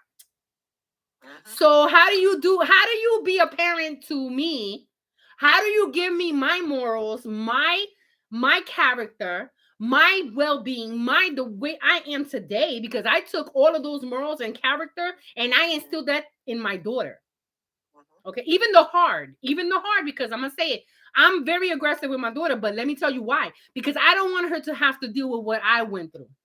Because I don't want her to have to see what I've been through. Yeah. And that is where the disconnect is when it comes to me and my mother. That's why me and my mother do not have a communication now. I cut her off about 2-3 years ago. Yeah. You have to. Because if you don't, then you become that doormat that they continuously walk all over. Well, then not only that, like, it also teaches your kids that it's okay. Thank you.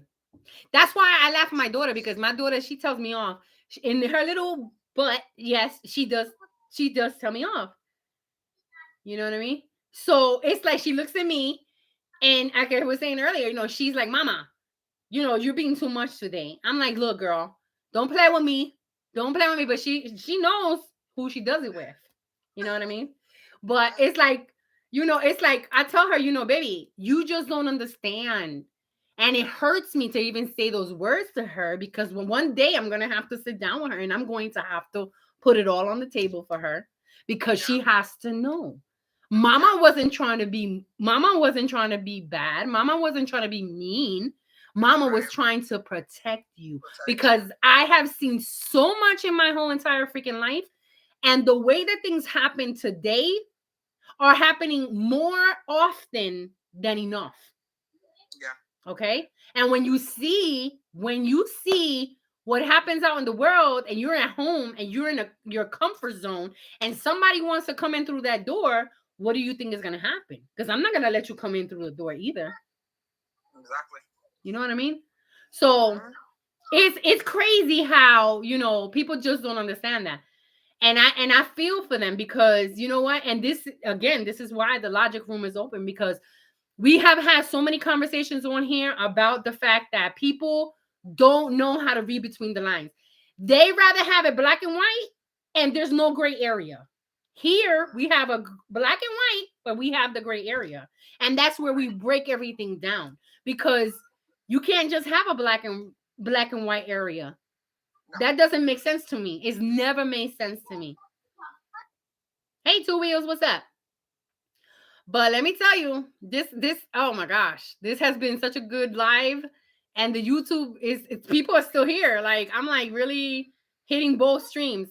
But again, we just starting off. This is nothing compared to what's about to come. Because when I tell you it's going to come, it's been in the works. We've been talking about it. Luke has been here when we've been talking about it. Other people have been here. I don't know where everybody else is, but they're probably sleeping or out. Today's Friday. Everybody's out and about. But yeah, I'm going to start doing it on Mondays and Wednesdays. Mondays and Wednesdays, we're going to have different topics. And you guys need to drop the topics that you want. Thank you, Two Wheels. I appreciate it. Please tap the screen, share the live, you guys. Oh, man, but yeah. Yeah, it took me about 10 minutes to do it. That's how I do. I do it quick. I ain't got no time to be playing games. Girl, your skin is like flawless, though. Girl, I thought that the camera would have, I don't know, something about the camera. My bright light is just too bright. It's like making me like too shiny. I feel like it's too shiny. But on here, on my TikTok, is different. It shows me different. And look at my YouTube channel, it shows me it's different.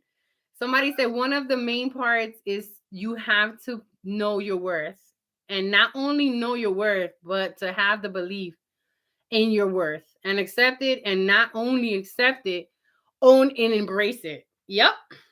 That's very true. That is so true. It's just hard for a lot of people. And when it comes down to trying to help people, because that's what my whole thing is this year. My whole thing here is coming up 2024 is about helping people know their worth and learn from everything that they've gone through, and put myself in the middle because I know I've been through a whole lot. Yeah, I see it, Amanda. Um, a lot of people have been through a lot and they're not willing to come out and talk about it because they're scared that they might hurt somebody's feelings. Uh, you've probably been hurt too many times already that you're scared to come out and speak on it. But if you don't speak on it, then I mean, what else could you do? You're not going to continue to do that. I mean, if you're going to continue to be a doormat, then what kind of vision are you giving to your children? Just like you said, Right. you know what I mean? Right. And your kids are looking at that. Your kids are looking at that. Right. I mean, I think for me, really, I'm gonna be honest. Go ahead, girl. Up in here, I'm being honest. Go ahead. Hit me, and what really opened my eyes was when my daughter, she's 9. My kids are gonna fight, but she's 9, and she told me, she's like, your family is using you. When your kids can see that, girl, and they can tell, that hits hard, girl. I sat in my car and I cried. Girl, yes. He's like, your family does nothing but use you. And my husband has been here. We've been together 16 years, and so he's been here through it all. And they were like, oh, your husband's this, your husband's that. And I was like, first of all, you don't like my husband because he protects me. That's good that you just said that, because the reason why me and my mother don't talk no more was because in 2020, I went home because my dad has cancer. He's had cancer for the past 9 years. And so I went out there to spend time with him because we thought that he wasn't going to make it another year. Me and my daughter went. Okay. So we went and spent the whole month of December with him. So my husband called my mother and told her, if she's going out there, is not to have a hard time, because every time that she goes out there, you guys make it impossible for her to have a good time or have a decent time. She took that, she ran with it, and she now is the victim.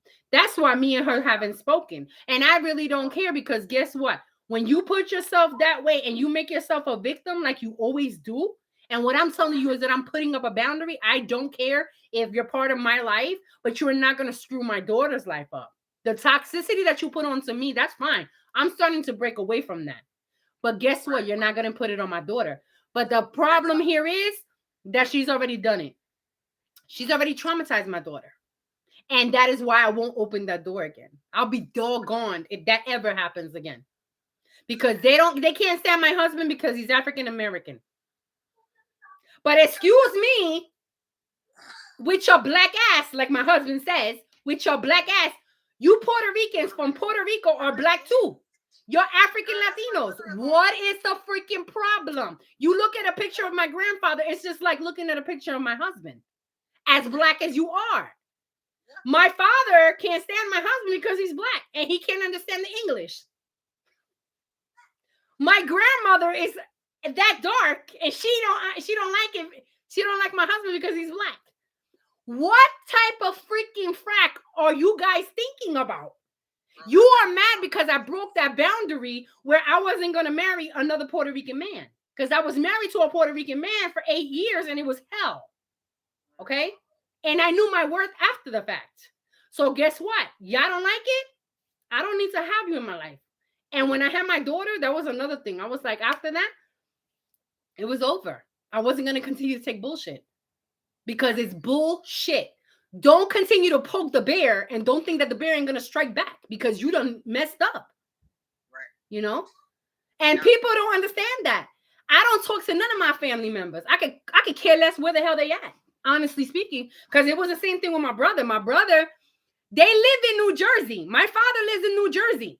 My father is sick out there in New Jersey. That's another case. That's another head case. But let me tell you, he's sick. I went out there to go open up a GoFundMe account for him. Okay? a GoFundMe account.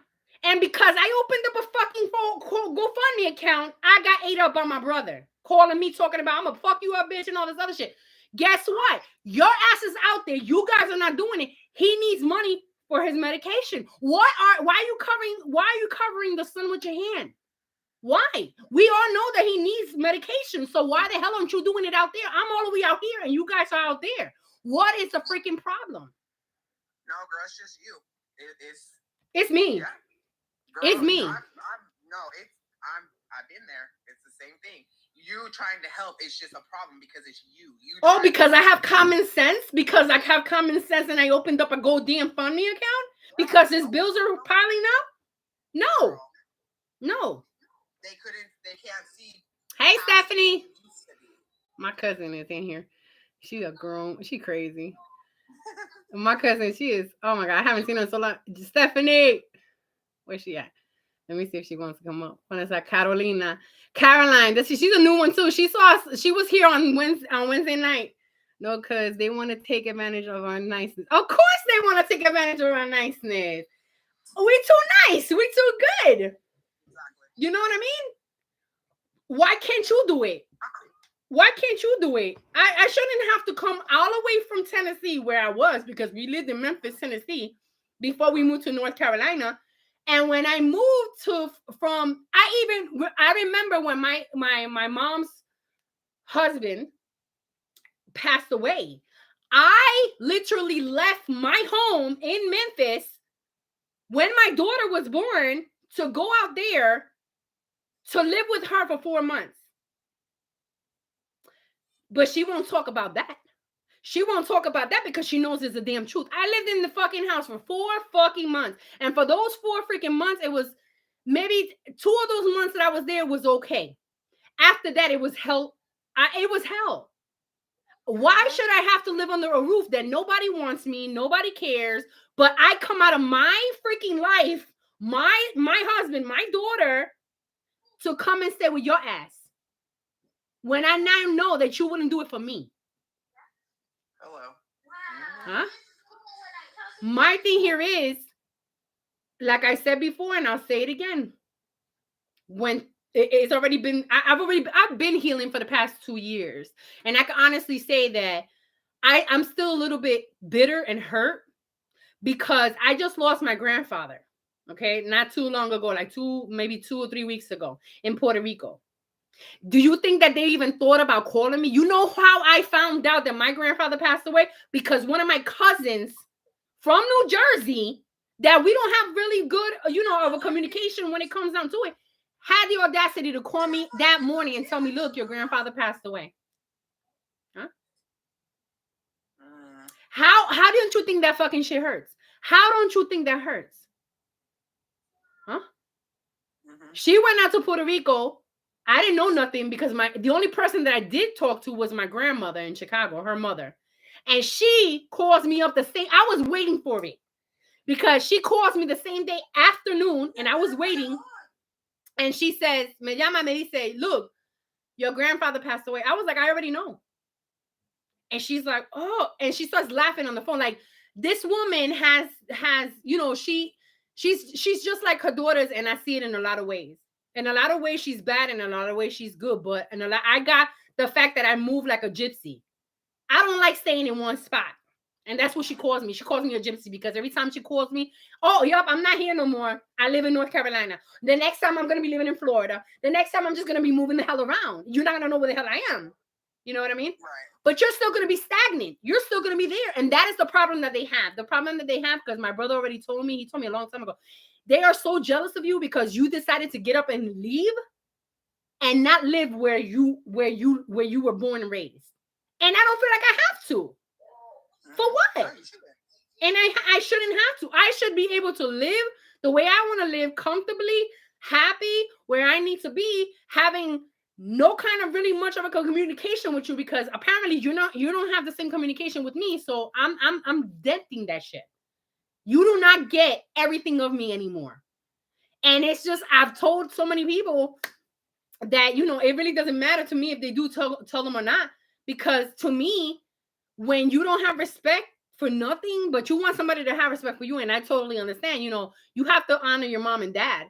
But I honor my mom and dad from afar.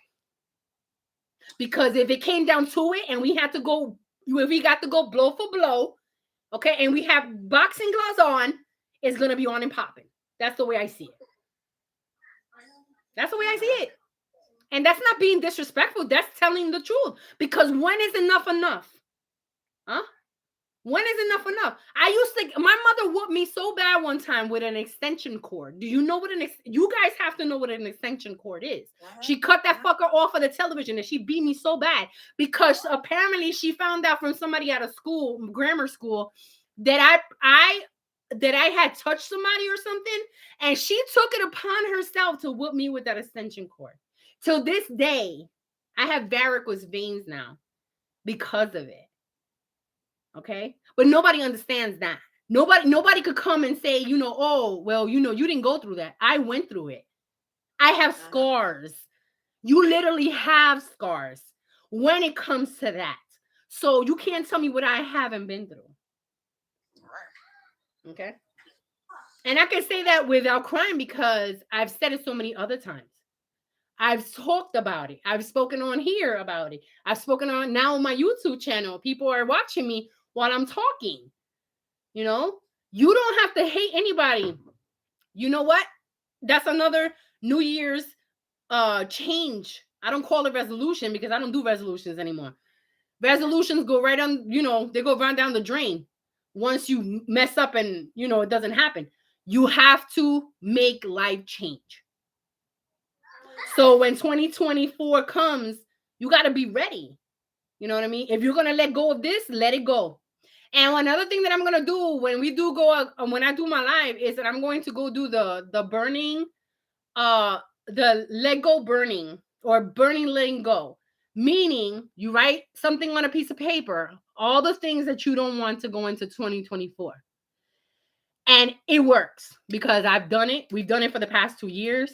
And it works where when you write stuff on a piece of paper stating that I want to change this, or I'm letting go of this, or I'm letting go of that, or I'm doing this, or I'm doing that, I'm doing this, I'm doing that. It honestly does happen. You have to have an open mind. You have to let the new air come in and, be able to let it go. Because with the wind, it's going to be gone, That's letting go. And that's a lot of the things that I'm going to be letting go of is a lot of my trauma. Because I'm starting my healing even more now. I have to. I have so much that's about to come, especially with this new podcast. If you guys are not following me on my YouTube, y'all better go. Because y'all gonna have a huge awakening when I'm not on my TikTok anymore. I'm letting y'all know right now because that's exactly what's happening. My TikTok is gonna be gone. My YouTube channel is about to get bigger.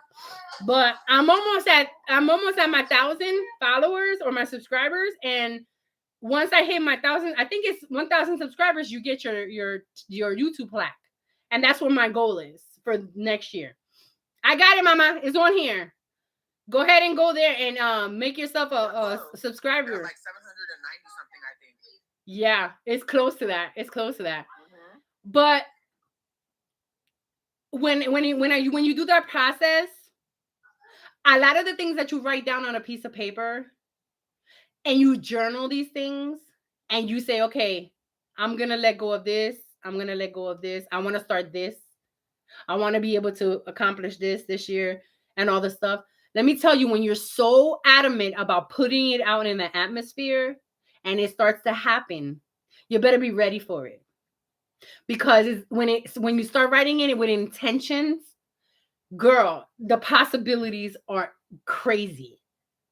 Yeah. Okay? I believe it. Mm-hmm. You don't find it? What do you mean? It's right here. I'm going to post it right here now. Hold on. It's on the comments. It's on the comments. Oh, shoot. What'd I do? Caramba. It's the logic room. Right there. I just posted it. It's right under you. Just go to the post. Just go to the post on the bottom. Hey, Jess. Yes, Luke. So Stephanie said something about old age, and I told her, I said, I realized today that I'm starting to get old because Green Day was played on the classic rock radio station. You so crazy. You're crazy, Luke. Oh my goodness. It's one crazy thing after another. That's not old, she says. What's up, Caroline? ¿Cómo estás? On my parade here. This is a sad parade. I mean, it's not sad. It's not sad. It wasn't even old Green Day. It was Boulevard of Broken Dreams.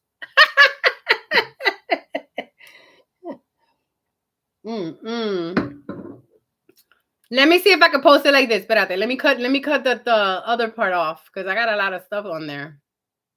Let me see if I can just put. I'll be 34 in 5 days. Oh, so your birthday is this month. I knew it was somebody's birthday this month.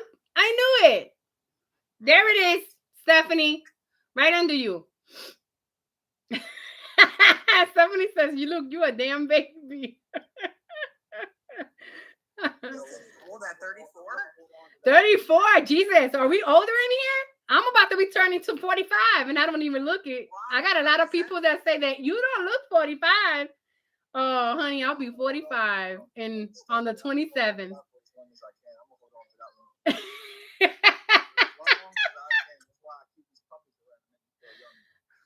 Jesse, I'm a sober and I don't see it. Like, let me check.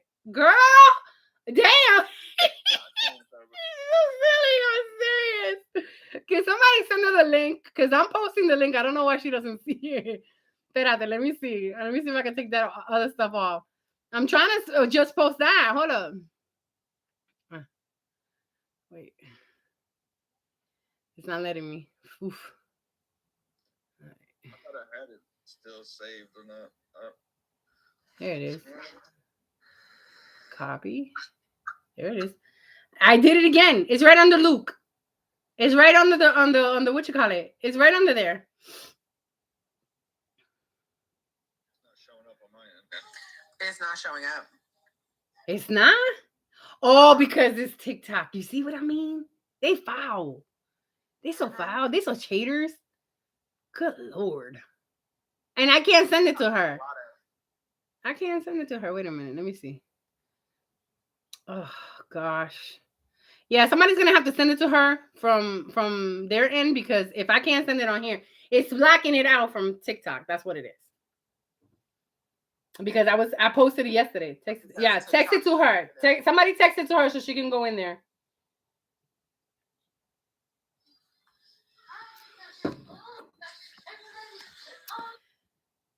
I am planning on a lot this year because this coming year because again, like I was saying before, I want to be able to help a lot more people when it comes down to, my YouTube channel. That's why when we come on here, when we come on the TikTok bans a lot of people all for nothing because we're having a conversation and they might not like something that we say.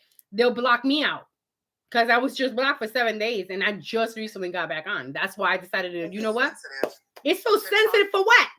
When you're at, you have people up in here shaking their ass, flashing people. Girl, I just had this conversation with somebody else. I was like, if you up in here shaking ass and titties, you can have you a good old mighty platform. Oh, of course.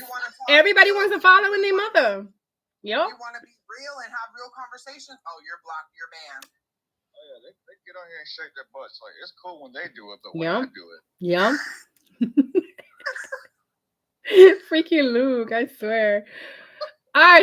See, so now that I have my YouTube channel and I have my podcast now, when I post something or we go live on here, my thing, they need to put on like these chat boxes on the live so we can have, this dialogue there. What happened? A Jew landlord evicted his family after his dad died when he was little and he never what?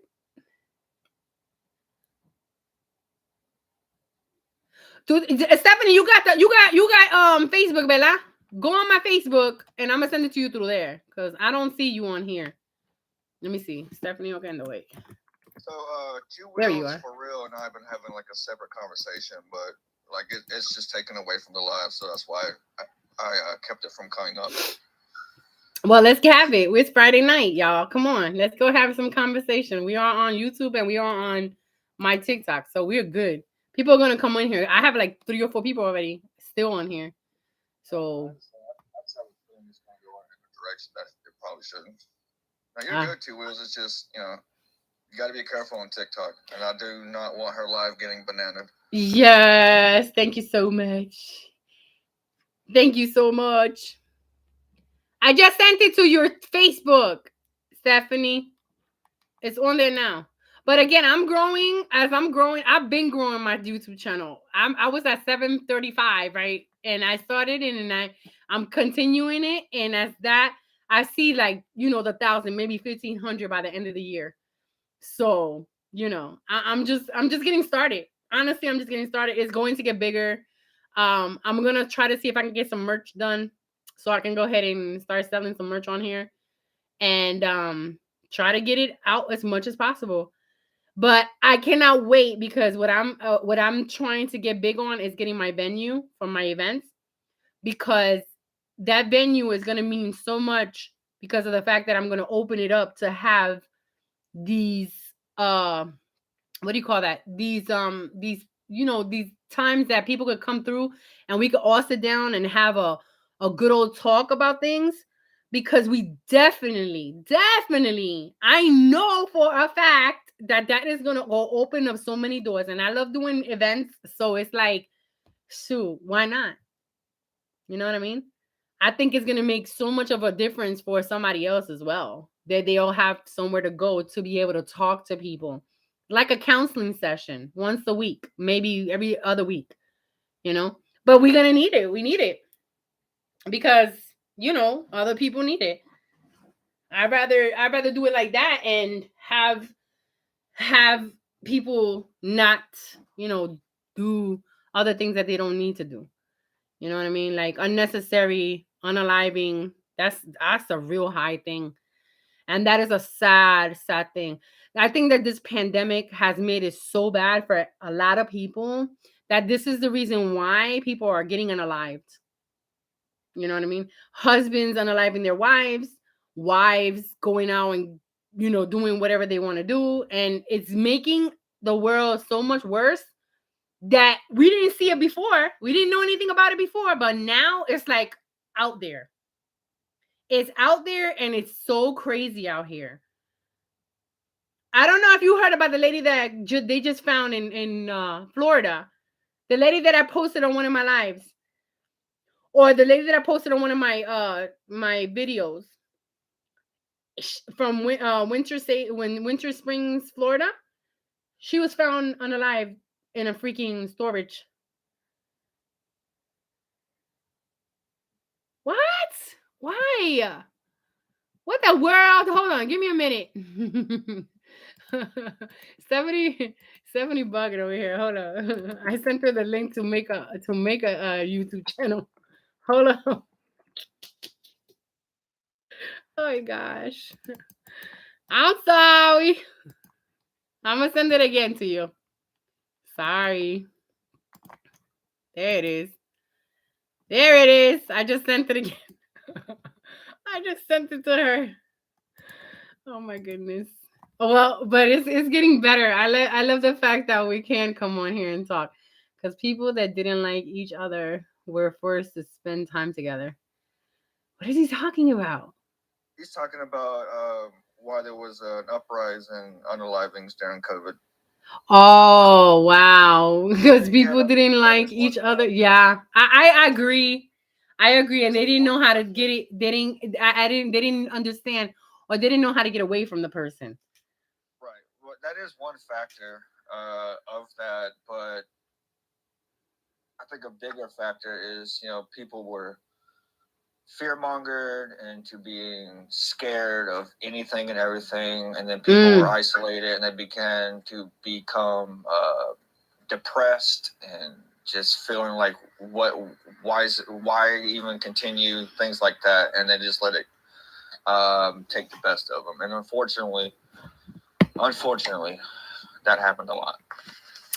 And you know what? The sad thing about it is it's still happening. It's still happening, and it's crazy how it's happening continuously. And I'm like, I mean, do you not see the signs still? I mean, there's still things happening, and people are just walking around still with the headaches, and they don't know how to deal with it. In all honesty, they don't. Yeah, just that whole chapter of the world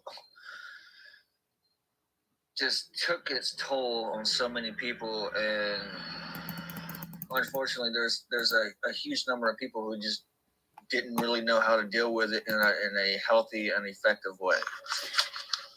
Very much so. I agree with that. I agree with that totally. I mean, I wish it wasn't the way it is, or it could be stopped, but I don't know. I honestly can't see certain things happening because now it's like worldly spread. Alcohol, drugs, just all kinds of things to try and cope, and it was just a temporary band-aid on what seemed to be a permanent scar. Yep. Or gash. I don't know. Yep. Two Wheel says same reasons marriages fall apart when city folks move to the boonies. What? Great way to ruin marriages. Move to the sticks. Wait a minute. I live in the sticks. Don't put that juju on me. Don't be putting that juju.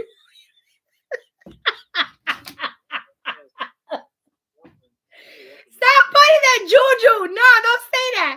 Don't say that. I'm dying here. Oh my gosh.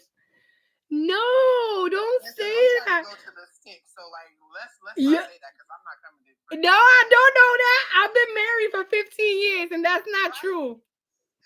Right, same here. Hell no.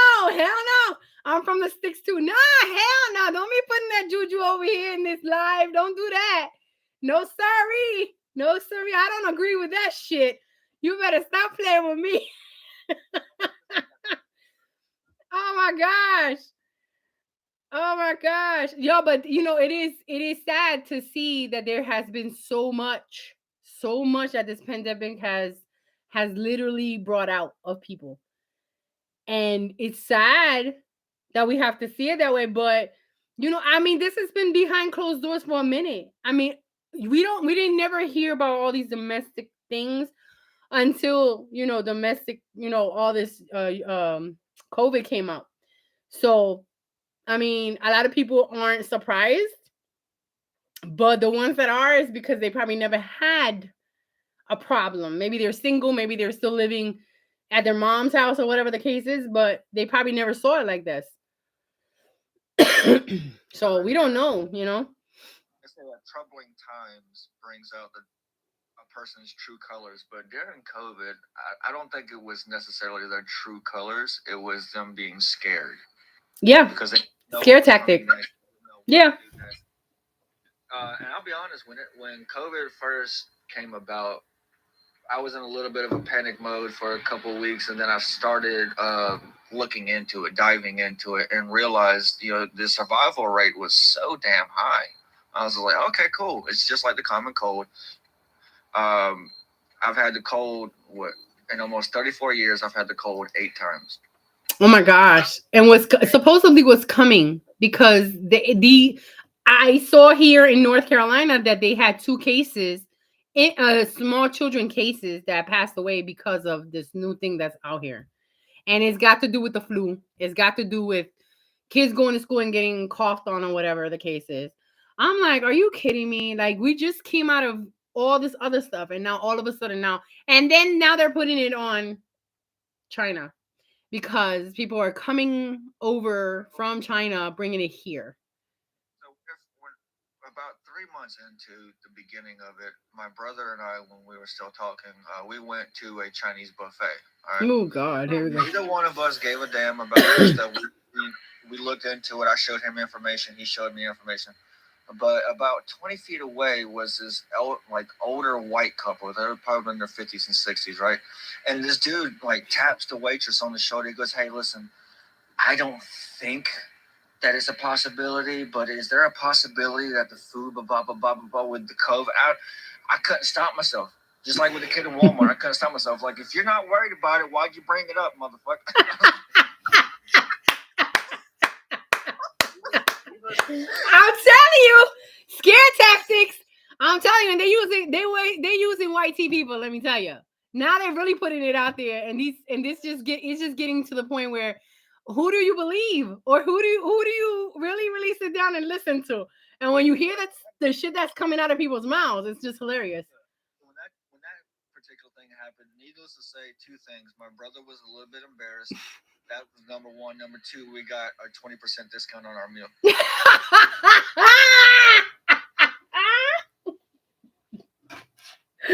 Nice way of getting a dang on discount.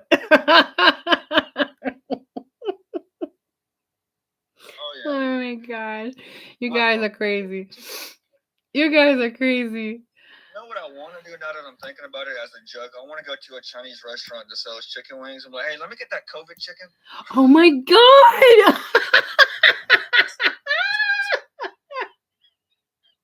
You're bad. You're bad. I want the COVID flavor. Stop it. Oh my gosh. And I can see you doing it too. You're too crazy. Oh my God. Wait a minute. Indy. Okay, so Tuyo says, "I'm sick of being responsible." He says, "What? I'm sick of being responsible for what? For my choices?" Oh my God.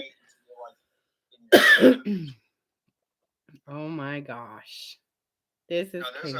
There's a comedian he's one of my favorites. His name is Billy Gardell, and he said that his father was slipping into like dementia, like almost reverting back to a child's mind because of like what he was getting. He said like every day my father looks for something to make him laugh, and because of that, every day I write myself a note. When you're in your 70s, do whatever the fuck you want. He goes, I write those notes because I know one day in my 70s I'm going to be like, bumbling around, and I'm going to find one of those notes, and it's going to be game on. Oh my gosh, that's going to be crazy. It's the same thing with people with older people driving. Oh my God. Out here in North Carolina, let me tell you something. Where I live, people do not know how to drive. There is no more signal lighting. Okay, there's no more signal lighting, and it's mostly older whitey folks. I'm like, how do you do that? You can say white, it's fine. It's crazy. Y'all need to go and just sit somewhere and just relax and get off the dang back behind the wheel, because y'all gonna get yourselves jacked up out here. I am so serious. They just forgot how to use a signal light. They forgot how to drive. And then when you get to the part where you have to pass them, and you look to your right or you look to your left, and you notice that it's a white person, and it's shorter white person, and they can't even see through the dang on steering wheel. You're like, damn. Hold on, because a big part of my job requires me to drive, and I see a lot of older white people, and I mean not gray hair, I mean white hair. I feel like if you've reached the age where you're have a constant look of panic and fear on your face when you both get driver's license. But you know what? He's not wrong. He's not. He's not, because I try to ask myself the freaking question. Because when you pass them and you look at them, that's exactly how they look. They look like, oh shit, how am I getting home? Do I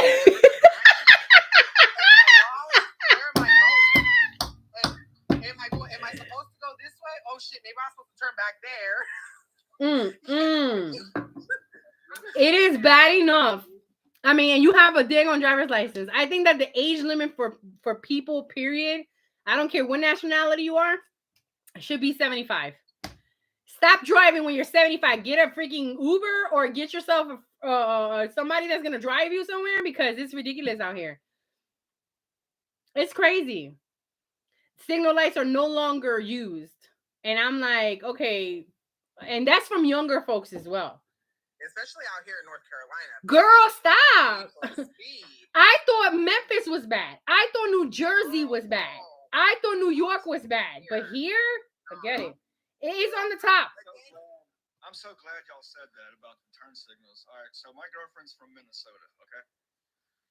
And she tells her friends back home that where I live, and maybe you can guess where I live. Between your state and my state, you hit potholes. Oh God. So she calls this state No Blinker, South Carolina. Oh, I had a feeling you were in South Carolina. Yeah. Yeah, that's where he is. Hey, Skywalker, what's up? Man, I'm serious. Like North Carolina, I feel like North Carolina has the need for speed, and then in like, especially like down these back roads because they be dark and stuff. Oh yeah. They just 100 miles an hour. I tell you, I just went to Atlanta, right? We just passed Atlanta because we went to go pick up my husband from work. But when we went, I'm talking about people up in there. That's another one. You go to Atlanta, you better be ready to drive like a damn maniac because people out there are going to drive. And I'm like, you know, it's known for it because you know how the city is. The city, before you get to any suburb, you know, you got this huge entire city. So you're passing through the city. But people, Lord have mercy. I was so scared for the deer. There were so many deers on the road that day when we went. Forget about it. Deers on the left, deers on the right. Poor deers were done. There was enough meat out there for somebody that's country as hell that's gonna pick them up and just take them home to cook. Girl, that's that backwoods in Tennessee. For real. Girl, I am so, and it was fresh because they had to be fresh because you know when they start stinking, there's aroma of them when they start stinking. They were fresh, girl. I was like, oh my god, and picking up all that meat. Yeah, when I was pregnant with my son, the lady who was doing my ultrasound, she's like, oh yeah, she's like, I got family that sit out and they hunt squirrel, and I was like, squirrel. And she's like, yeah, they make squirrel stew. And I was like, oh, okay. And she's like, I don't partake in that. And girl, like, that's Tennessee. That's Tennessee all the way around. They go and they pick a possum, squirrel, alligator. You must be crazy. I think I've eaten deer one time in my life, and it was so gamey. Like I couldn't get. Oh no, hell no! I'm sorry, but not sorry. That shit is disgusting. I don't know. I just haven't. Everybody's like, "Oh yeah, you gotta try." No, I'm okay. No, yuck. I mean, like you haven't had it fixed right, and I was like, "That's just no, I'm okay." You haven't had it fixed right. What? Thank you. They say that it tastes different. Again, deer does taste different, especially when somebody knows how to make it. You know what I mean? But when you taste it, it's gamey. It's just like a cow. It's gamey to me. I can't eat veal. I can't eat none of that stuff because I know the difference. Like you've had beef. Hello, we've had beef. So that means I can't do it. I cannot do it. That's and the squirrel thing. I don't know. I can't do it. I just saw a TikTok video where this black guy and this black female are eating. And they cook the whole chicken or whole turkey, put it in the oven. And he literally chops off one of the legs of the turkey with the head still stuck on. And he ate the head of the turkey. And she's looking at him like, what the hell are you doing? I'm not touching it. But he ate the head of the turkey.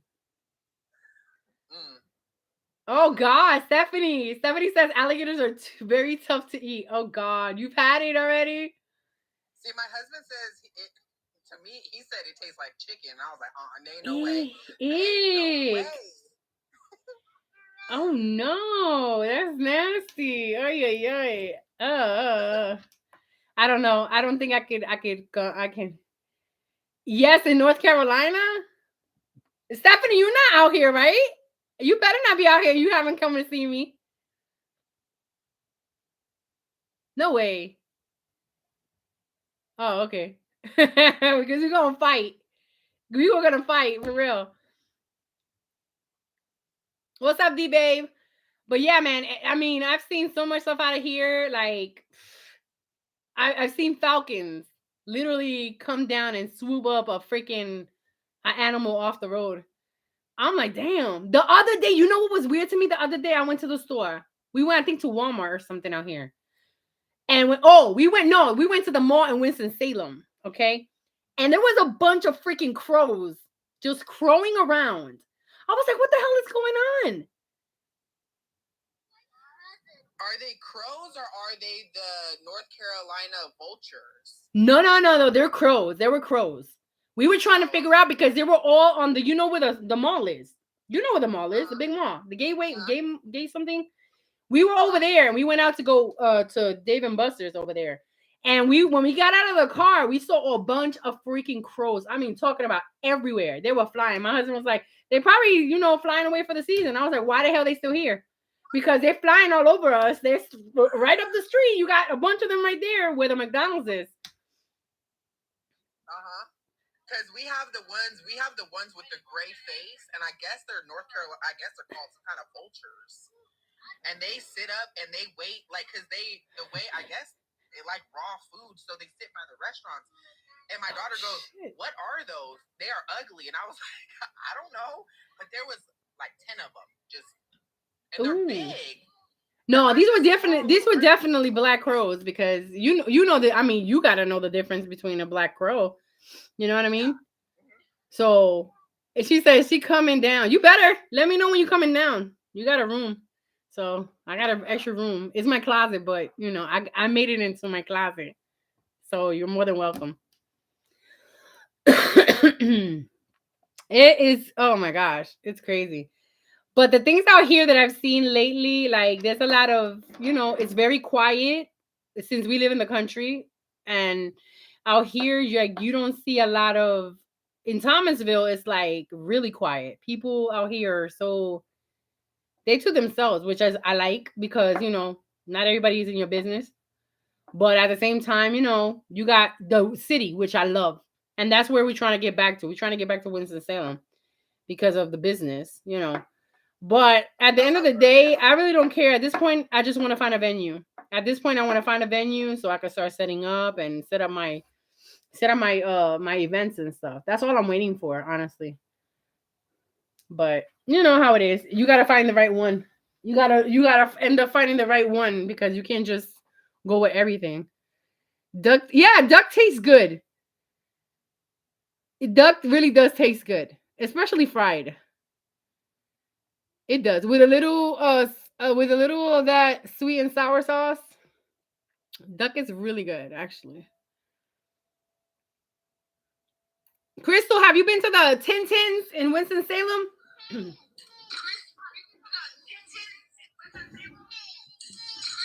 that again. Hold on, because you're echoing now. There it is. All right. Bear is greasy too. What the frick? Bear is greasy too. What the frick? She said remix.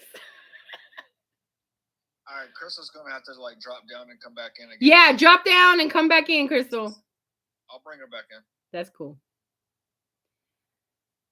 Oh my gosh, bear? Oh God, I don't know if I could have that. That doesn't sound very appetizing. Duck and bear are gross.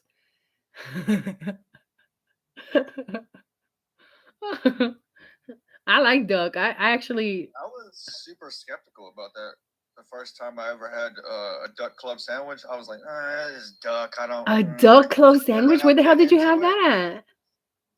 Well, there was duck, there's bacon, lettuce, tomatoes, some kind of weird bread or whatever, but it had like this garlic aioli sauce on it, and I bit into it. I was like, I hate tomatoes, but this tastes so good. Really? Oh my gosh! I've been wanting to go back to veganism because I feel like veganism does good for me, but the thing here is, of course, I have to find the different, ingredients and the different things to say. And I don't know how good I am at just not eating meat at all.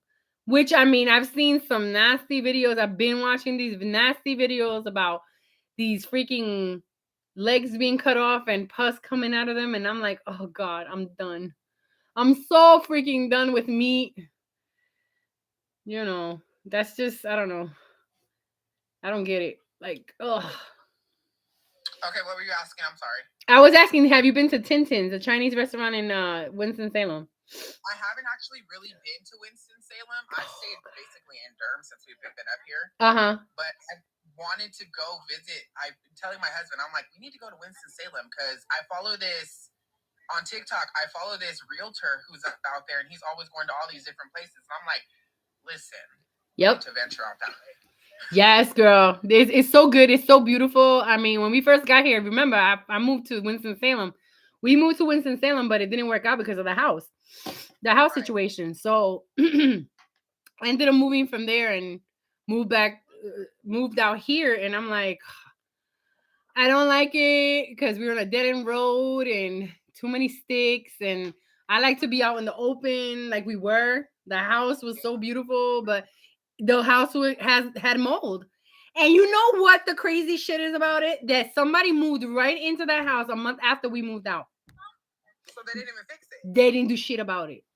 Oh my. So you could imagine that these people are living in that house.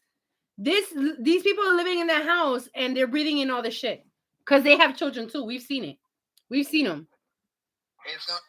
That's because people don't really take care of their houses. They just don't, especially if they just want that income. Exactly. And that's sad. Exactly. Sad because you're messing with people's health. Yep. When I was there for that whole entire month that we got there, I was sick all the time. And then when we got here to this house, it was the same thing because we have a basement. But they came and they cleaned it out and everything. So now it's like whatever. But the problem here is that when it rains, the rain seeps downstairs to the basement. So that makes it bad too. I guess North Carolina is known for mold, but still, they should still treat it. Black mold at that. Yeah, see, and that's like the worst one. It is. It is. I told my husband was talking about downgrading. I'm like, I'm all with it. Let's get an RV. Let's put everything in a storage. Let's just go ahead and do it. Because I am so done with staying home while he's away. But he's like, well, the money that we're gonna put in an RV is gonna be like, probably the same or even more because we have to pay for like electricity. Well, when you get to the part that you have to go to when you're gonna go and stay where you're gonna stay, it's gonna end up costing more because of the water. They have a hookup for the water and the I was like, damn. So I don't know. I don't know what's gonna happen, but God willing, something will work itself out. Like there's like a pass you have to pay for Yep. Like depending on where you want to stay and stuff like that as well. So yeah, I know. I was looking into the same thing, and then when I started breaking it down, I was like, I don't know if it's worth it. It's a little bit. It seems like it's going to be more expensive than buying a house. Luke says RV parks have cheap rates for water and electricity. You can get that. You can have some, that will include them together as well. So I mean, it depends. It really depends on like what state he's in and stuff like that as well. Yeah, that's what I'm thinking. Because I mean, he's all over the place. I mean, he has to travel, and right now he's in freaking, where is it? I think he's in Atlanta right now because he was with his friend at the hospital, but he was all the way down in Georgia, and that's because of his job.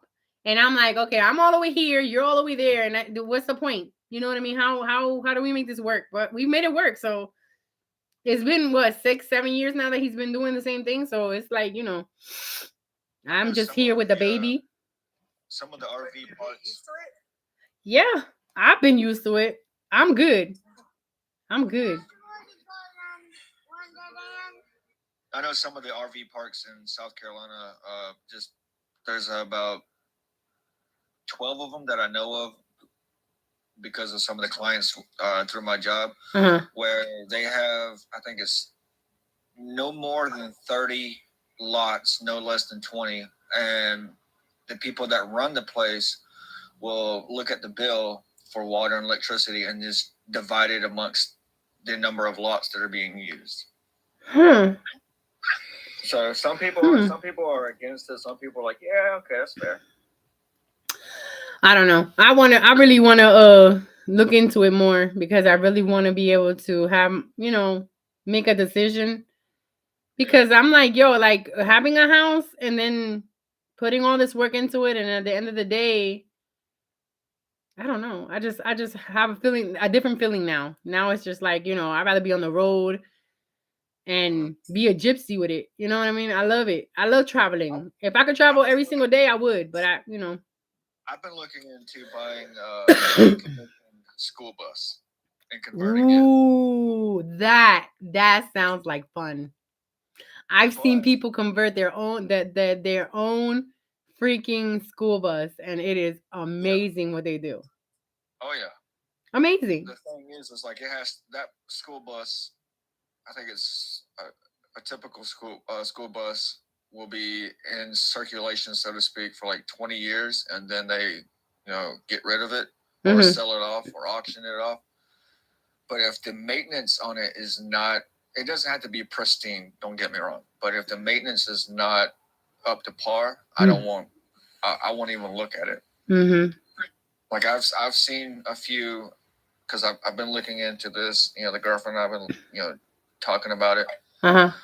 I seen one school bus and they're like, "Oh yeah, it's fine. It's this and this and this." And I was like, "Well, I'm gonna crawl around the belly of it for a little bit, Uh-huh. and let me see what I can find. Let me see what I see." And I called my buddy who lives in North Carolina. He works up there in Lake Norman area. He's a mechanic, and I'll send him pictures or we'll do a video chat. And he's like, "Nope, no." And he'll point certain things out. He tells me, he's like, "Oh, well, you see this?" I'm like, "Yeah, I see that." He goes, "I give it 2 more years and it'll break off." I'm like, I'm not buying this stuff. Yeah. See, that's the only thing. Yeah, I understand what you're saying though. Like I want a house that has, certain things. And it comes with, the air conditioning. It has to be like a year old before I can even say yeah, because I don't want it to, pop clumped out. A freaking air conditioner is like freaking $6,000 or more, you know? So yeah, it's a lot to look into. But once you decide, then that's a better deal, I guess. Because everything is mostly on new still.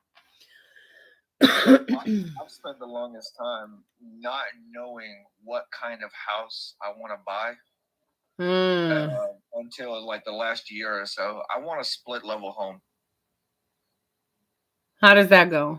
What do you mean? So, a 2 floors or 3, like a basement, a first floor, and it's like 2 floors. It's like there's a good portion of the house is what's leveled with the soil or the ground, and then you have the second part of the house where you can go upstairs or you can go downstairs. Gotcha. So I want like a split level home with at least a 2-car garage. And I know with a split level home, a garage is not really a thing, but you can always build on. Yeah. Yeah, you're right. But I also want that house to be on at least 8 acres of land, because then the property tax on land that's like, I think it's like 6 acres or more is considered agriculture, so it's less. Wow. Yeah, we should have a live on that alone, like a live on like realty and stuff like that. I'm thinking about having like a live on business. Like, the price for land is so outrageous. Like I saw a piece of land. It was 36 acres. It was a nice big chunk of land. They wanted 600,000. I said no. Oh my gosh, 600,000. 600,000? No, I'm good. Jesus. I can't do that. Yeah, over the last little while, the cost for land has gone up significantly, because it wasn't like that before. It was really cheap. It was a lot cheaper than it is now. Yeah. I wouldn't even stop at saying, significantly higher, like ungodly higher. Oh my God, it's insanity. Yeah, it really is. Well, I feel like the reason I say it's not that expensive is because I came from California, and California is like outrageous. Yeah, I can imagine that. Cali is, a lot of people say that Cali is expensive. I did see one chunk of property. Cali. There's a guy in South Carolina. He owns 197 acres of land, and he's selling it for, I think it's 3.1 mil. Oh my I was god. like, yes. Okay, so now that we're talking about that subject, because I saw an article. Well, I really was looking at the news or whatever, and I looked at somebody talking about that the reason why people are buying up all this land is because they don't want black people to purchase. Because you know that a lot of black people have money to purchase these lands that they don't want to get rid of. I don't know how true that is. That's what I heard. That's interesting. So that's interesting. Is the claim that they are raising the price so high that black people can't afford it? Mm-hmm. Yep. Okay, well, I've not heard anything like that, but if that is true, that's fucked up. It's fucked up, ain't it? Yeah, but you gotta think. Back in the day,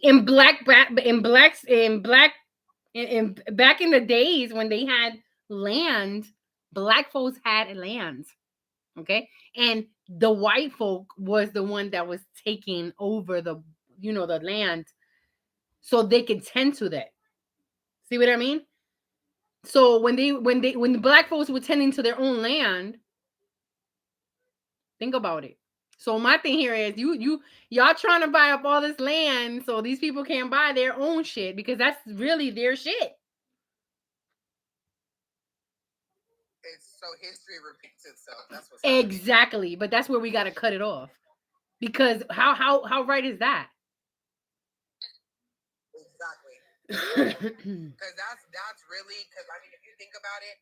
Like for instance, like I don't know if you follow Tyler Perry. Like he just bought yes, no, like Atlanta, girl, yes. It used to be a plantation, and I was like, okay, like see, this is the kind of stuff that we have to do. Yeah, because that's wrong as hell for them to think that because of the color of your skin you can't afford it. Exactly. So there you go. But that's the reason he bought he bought that entire military base in Atlanta to do the Tyler Perry studios. Or the Tyler Perry studio. That thing is beautiful. Okay? That thing is beautiful. There is a documentary on Netflix about him. And it's called Maddie's Boy or Maddie's Son or something like that. And I sat there and I watched it and I was like, wow. I cannot wait to go back to damn Atlanta because I really want to go there and I want to really see what he's about. You know what I mean? He's an intelligent man. Let me tell you, he is. Very intelligent. People underestimate. He is him, and the other one that surprised me was T.I. as well. T.I. is very controversial. T.I. is very intelligent and he has very good. But the thing that kills him is his mouth. Because he has a bad side to him. He has just been going back and forth about his son. He was just going off on some a promoter because they put his picture with his son's picture on a billboard, and he didn't approve of it. So now the owner of the place has to work.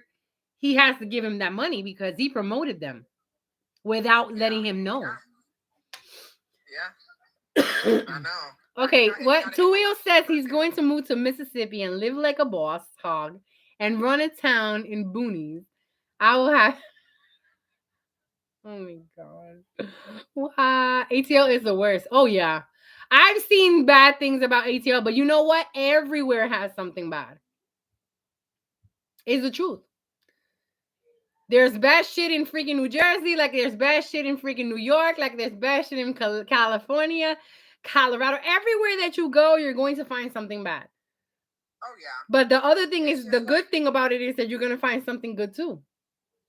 Yeah. You know? Exactly. You gotta see the beauty in the ashes. Yep. Very true. Very true. I feel like no matter like when I came out here, all I heard was, "Oh my gosh, you're Munchie, in Durham, North Carolina. Do you know how bad that is?" I haven't seen anything. I was like, "Do you know how I lived in California?" Like, girl, I think I've heard more bad stuff coming out of Greensboro, Charlotte, Fayetteville.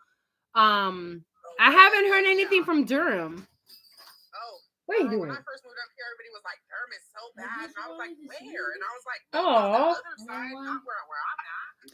Salisbury. Salisbury. What? Somebody wants to say hello to everybody now. I just want to say something real quick. Go ahead. I traveled the whole country for 3 years. I've been to every state except 3, and I was in these states for like a long period of time, and I never been to a place like Forest Park, which is like a suburb of Atlanta.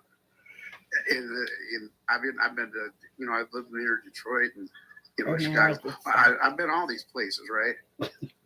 Forest Park is the only place that it was mandatory that when the shift got over, the cops would have to escort you out of the complex. Wow. Because it was like an industrial complex. It was that women weren't allowed to walk out. I mean, it was a rule. I mean, they might call that close my door. Sexiest now, but it was a real thing. It was really like going to your car. Oh, I forgot my wallet in my car. I forgot my purse in my car.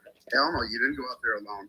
No way. And when it was quitting time, there was a police patrol that was there every day to escort you out so you could make it out alive. I hear a lot about the Cobbs County. That's true. You hear that junk in the news. Right outside Atlanta, super, super sketchy. I mean, I'd never seen nothing like it. I thought people were joking when they said it until I had to go. Wow. It's crazy. That's crazy. That's crazy. But it's like a police procession just to get you to the main highway to get you out of harm's way. I mean, Detroit Detroit's is, you know, it is dangerous, but they ain't setting up, you know, cops to escort you because they know it's so bad. I mean, that's a different level of danger. It's the same thing with Chicago. Chicago is really bad. Like, okay, so I lived in Chicago. Let me let you in on some stuff about Chicago. Chicago is just like anywhere else. Mm-hmm. Okay, because we lived there for 6. I have been there back and forth for like 3 times. Mm-hmm. So Chicago has its areas just like anybody else. Now, when we left the last time, I guess it's worse now compared to what it was, but it's one of those things. If you mind your own business and you don't be in people's face and all up in their business, nothing's gonna happen to you. It ain't like they're running the streets off of people. You know what I mean? Like the way they make it out to be, it's not like that. It's really not. Well, okay, we were talking about this today, not me, but some friends of mine. You gotta mind your P's and Q's of Chicago and your manners. Exactly. But it's a different. Forest Hills is worse. Outside Atlanta, it was worse than Chicago. But I remember one time, me and my wife were walking in Chicago. It was probably 2:00. We were on Michigan Street, and she wore a dress. She was looking pretty. I said, "You didn't want to wear that. You know, it's windy." Two cars pull up next to us. There were so many people in these cars, like the thug militia. There was probably 10 people in each car. Like they looked like clown cars. There were so many people hanging out. All this stuff. And then they start talking shit to me. And I'm like, and I mumble to myself, you had to wear that fucking dress. You had to wear the fucking dress. Oh my God. You just had to wear it for 2 blocks. They paused. Then I dipped off into this first little park with that. They were having some dumb art show with one of the hippies. But I was like, for 2 blocks. I mean, the clown cars were following us. I'm like, damn, it's 2:00 in the afternoon. Yeah. Don't get me wrong, that is stuff like that does happen. It does. But like I said, that was downtown. That's why you had encountered something like that. Downtown's a little bit more crazy. I got a lot of friends in Chicago, and I work down there.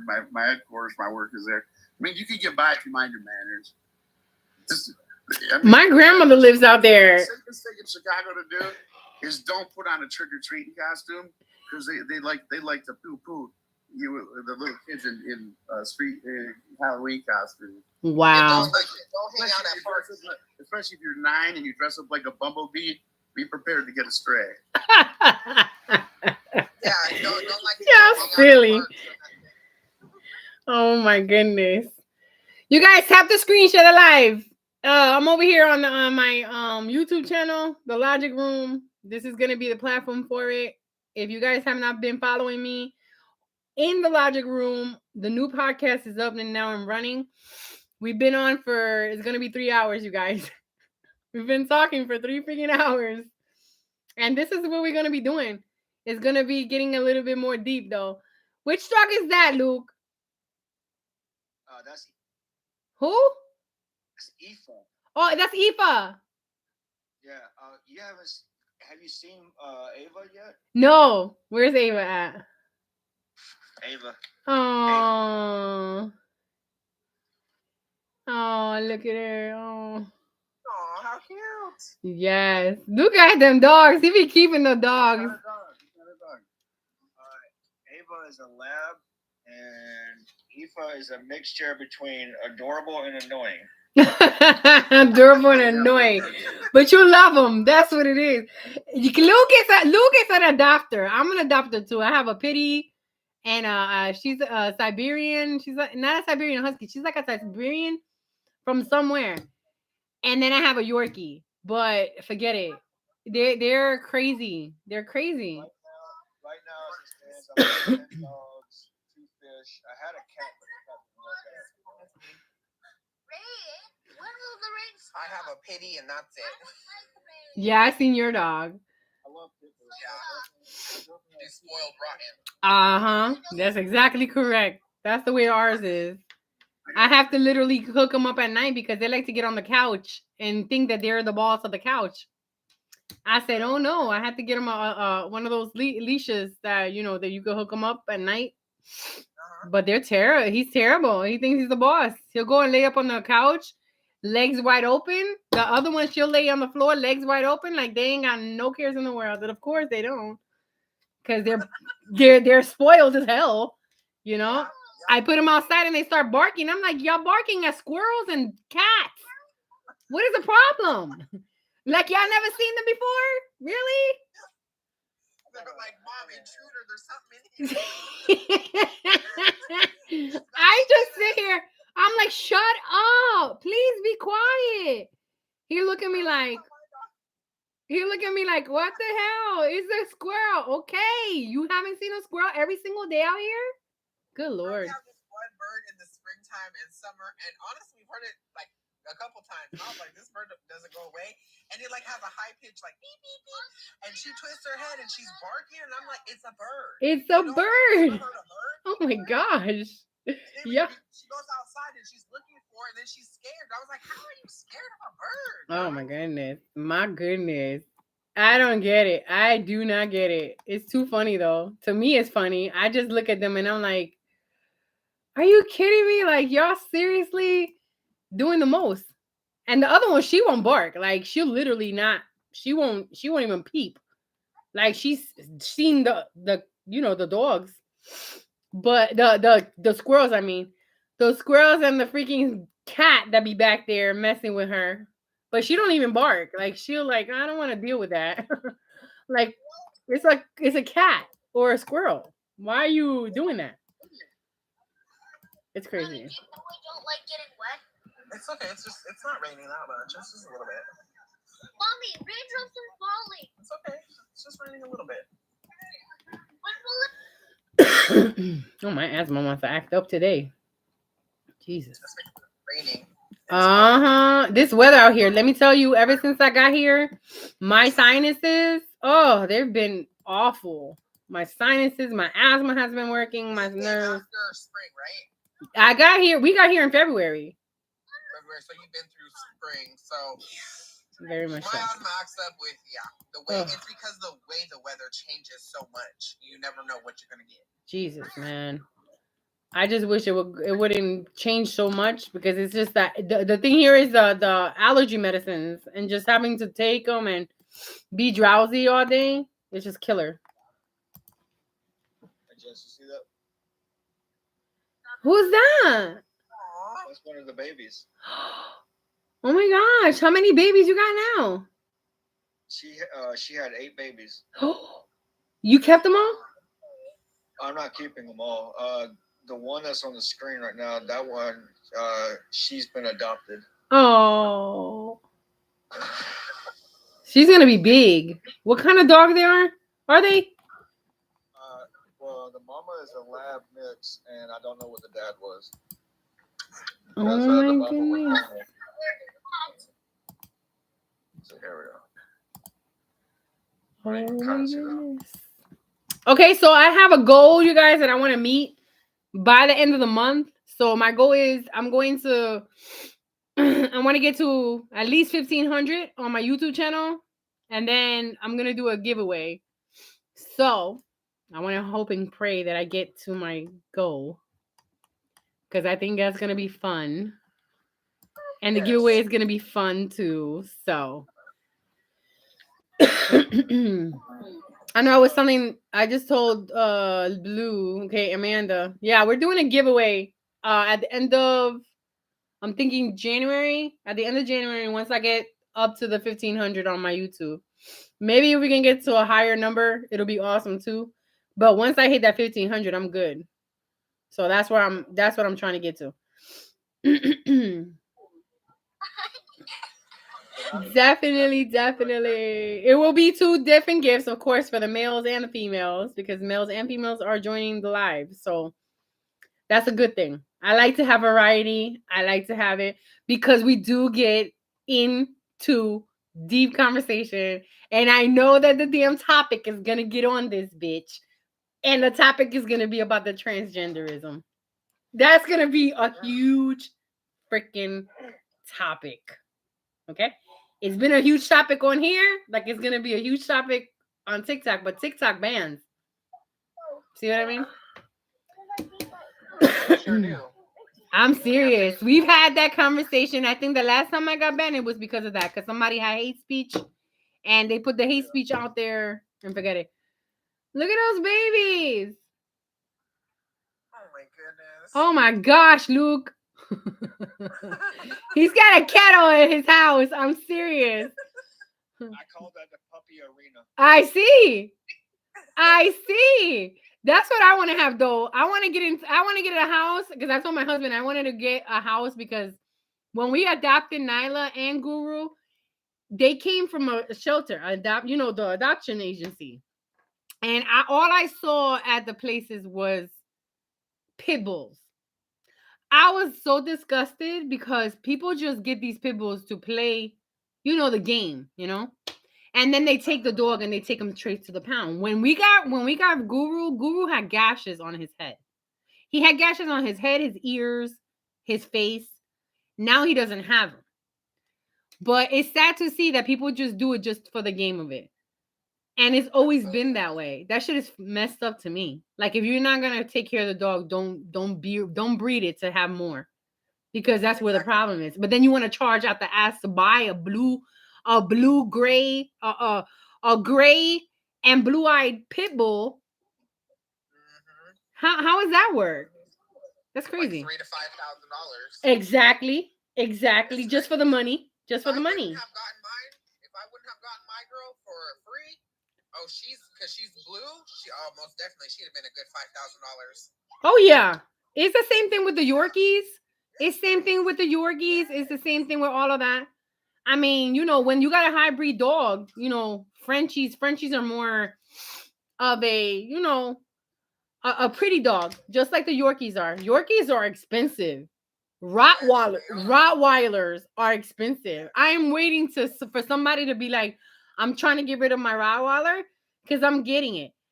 There's 2 more dogs that I want, and the only 2 more dogs that I want is a husky, a purebred husky, either a black with a blue eye and a black eye, or a all red husky, and a Rottie. That's all I want. I'm done. Cause I've had small dogs. I had, what was it? I had 2 Pomeranians. One of them was diabetic. The other one was a poof dog, and she got hit by by a car in Memphis, by the airport. So she died. I said, I don't want no more small dogs. And then I had my small Yorkie. She was one of those, the rut of the family, the rut of the bunch.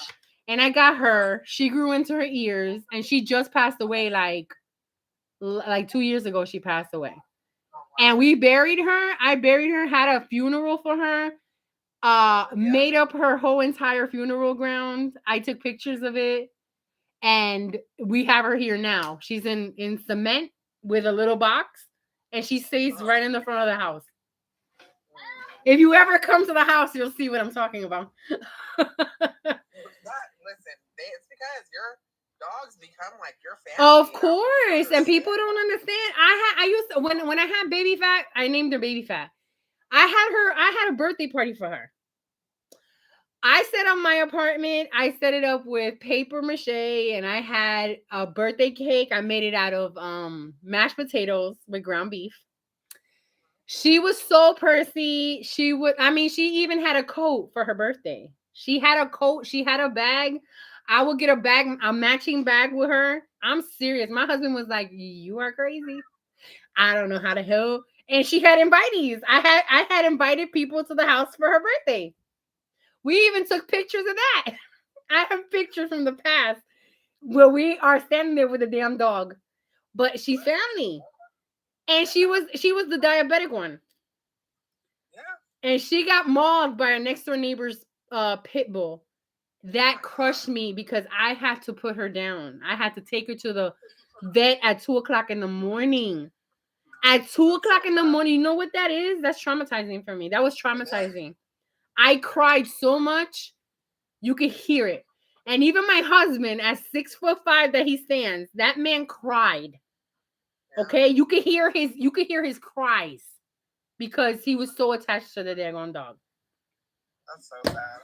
It is sad, but it's true. When those are people to me. They're four-legged creatures, and that's a person right there.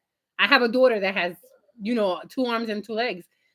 Hey, she's my kid. Exactly. So they're my kids too. Yeah, when people ask how many kids do you have, I'm like 5. They're like 5, and I'm like, my dog. I was like, I got another one. They're like, oh, I didn't know you. I thought you had another kid without us knowing. I was like, oh no. Hey, Jay Washington, what's up? Yeah, your pets are they really are family. They are real family. And it's sad when they do pass away and they end up, people just don't understand. Y'all don't need to understand. These are our kids. I don't know what y'all talking about. I know, it's like they don't rescue. It's like when I got her, it was like I did not know that I needed her as much as I did. Yeah. When I got my dog. Like, people were like, oh, I rescued my dog. I was like, I feel like my dog rescued me. Yes. The emotional connection that you have with them, because they listen. They look at you. They look at you and they understand you. No bullshit. Okay? They understand you, because I could call Nyla right now and she'll come in here and she'll try to get on top of the couch. And I'm like, no, you sit down. Right. Or Guru. He's another one. Now, the problem I have is with Mimi. She's a Yorkie. She's very antisocial. I'm like, where the hell did you come from? And I ended up getting her. She was a gift. Not a gift, but somebody gave them to me. And I got her and her sister. And the other Yorkie got robbed. She got taken. And I was like, damn. So I kept her and she's still with us. So, but the other 2 dogs that I really want and I'm going to get are going to be the Roddy and the other dog. Yeah, the husky. My daughter wants a husky. I said, well, get a job and then we could go get it. Because you're expensive. Hey, I'm real. I'm spoiled, but the child is spoiled. Okay? So the kids are they're spoiled. They're spoiled. Well, Jess, like with Aoife, when I have her out in public, I get weird looks because of the way I talk to Aoife. I talk to her like she's an actual human child, and when she's doing something she's not supposed to do, especially in public, I don't keep her on a leash in public because she's so well trained. Yeah. But when I take her to Walmart with me or the store, and she's sniffing at something she shouldn't be. I was like, Aoife, stop it. And she'll look at me and she'll sniff it again. Aoife, 3, 2, 1. Hey, Big Texas, what's up? Oh my goodness. Right over to me and sits right down like, my bad, I'm sorry. They know. They're not stupid. People just think that just because they're a canine that they don't have any feelings or, things like that. But that's not the case. When I take her for a walk, I shouldn't say that word very loud because she can hear it. When I take her for a she knows I'm going outside. There's other dogs or people walking by. She'll look at that person or that dog, and then she'll keep walking. I'm like, good girl. Say hello. Keep moving forward. Yeah. Yeah. And if she gets distracted, I'll say, Aoife, focus forward. Like, what? Like, Aoife, focus forward. And she'll look at me. She'll look straight ahead and keep walking. That's smart. That's very smart. She's been trained as far as commands go. She's been trained in English and Spanish. Oh, that's good. That's different. If I really want to throw somebody off, instead of saying Aoife, sit, I'm like, Aoife, sentado. And she'll sit right down. Or my favorite thing that she's learned to close the door behind herself. Get the hell out of here. Now, sometimes she'll forget about it, right? Sometimes, she gets excited, she forgets, whatever. In English, I'll say, Aoife, close the door. But sometimes if I want to show off a little bit, like, Aoife, cierra la puerta. She'll close the door. You better start making her go to the bathroom and start flushing the toilet. These dogs do it now, right? Being taught the right way. Hell yeah, they'll go to the bathroom and they'll flush the toilet. I want to train her to learn how to open up the refrigerator door and grab a beer. Get you a beer. Isn't that some shit? The girlfriend won't let me. She said, it's bad enough you taught her how to close the door. I'm like, yeah, it took me like 2 days to teach her that shit. It took me 2 days to teach her in English and like half an afternoon in Spanish. Oh my goodness. It took like 2 hours to teach her, like, Aoife, cierra la puerta. She'll go close the door. Lord have mercy. I'm so serious. Yep, you gotta love your dogs like you love people. Some people can't be loved though. A lot of people can't be loved, but with a dog, it's unconditional. Oh yeah. Cats are antisocial as hell. They can stay the hell away. Cats are very antisocial. They have that anti-socialism going on. I've seen people train cats how to open doors. Oh yeah, yeah, definitely. I mean, they're smart. I mean, they're animals. I really feel like they come from people passing away. Have you ever thought of that? I feel like it's the universe is blessing you with a gift. You think? That's not. Yeah, that's not. I mean, that's. With a dog, yeah, but with a cat, you had to have done something wrong. I don't know. We used to have a white cat. And that thing was the most antisocial. Like after he got out, I let him out like once or twice. And he thought he was gonna come home with his little girlfriend. And his little girlfriend, I guess, came to the house one day and my daughter was out. And she's like, Mama, the cat is outside. I was like, okay, and what happened? She's like, she got a bunch of babies. I'm like, okay, I ain't got nothing to do with that. She better go look for Blue. His name is Blue. And I mean, she just strolled up to the side of the front of the door and brought her little kitty. And I'm like, he better go take care of his business. This ain't no house, no coming up in here with no babies out here. Y'all must be out of your mind. We got enough problems. We got enough problems. I don't know what you're doing. But they smart though. Cats and dogs are smart. I am so serious. That is so funny though. Cat. It was like, like he really had them come to the house looking for him because he was disappeared. He was gone. Once they leave the house, they get the smell of earth or the smell of the atmosphere. They're gone. And so I caught him like the first 2 times that he was gone, we would hear cats. And it was because he was doing them out there somewhere. And apparently that one cat knew where he lived. She was like, you're gonna take care of these kids. I swear to God. And when he left, it was good. We were still looking for him before we came out here. And I was like, he's gone. He's done. He would get out and he would like, I ain't coming home. I come home when I want to. Okay, y'all actually gonna stay the hell out. You ain't coming up in here. Because we would give him a bath. We were giving him a bath because he was white, all white, and his tail was like a raccoon. He would have the little patches of black and white. And he would go out, get dirty, and come back to the house all jacked up. And I was like, you are not going outside no more. And he looked at me like, whatever. And I gave him a bath like 2 or 3 times. And after that, I guess he didn't like it. So he didn't come back at all. I was like, you could stay your ass out. You ain't bringing them babies over here, though. You better go do something with yourself. Shit. Crazy. We had a family cat growing up. Hey, Charles. Mostly gray with black stripes, and his name was Chester. I don't know who named him, whatever. He had this weird quirk where he could sleep in bed next to me if he wanted to. He could sleep on the, he would either sleep on the back of the recliner. Uh-huh. Whenever my mom was sitting in the chair. Yeah.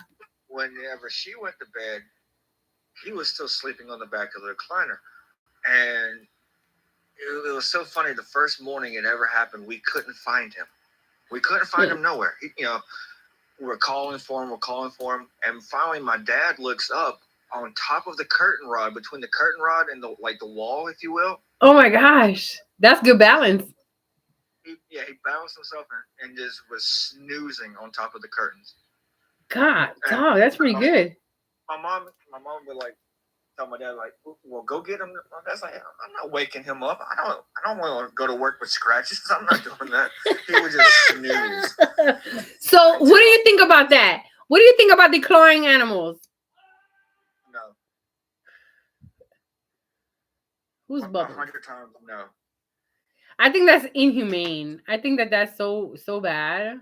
Declawing animals. If you declaw a cat, you are depriving them of their ability to defend themselves. Yeah. And not only to defend themselves, but when they go to the litter box, they can't do what they're supposed to do. Mm-hmm. They can't claw at the litter or whatever.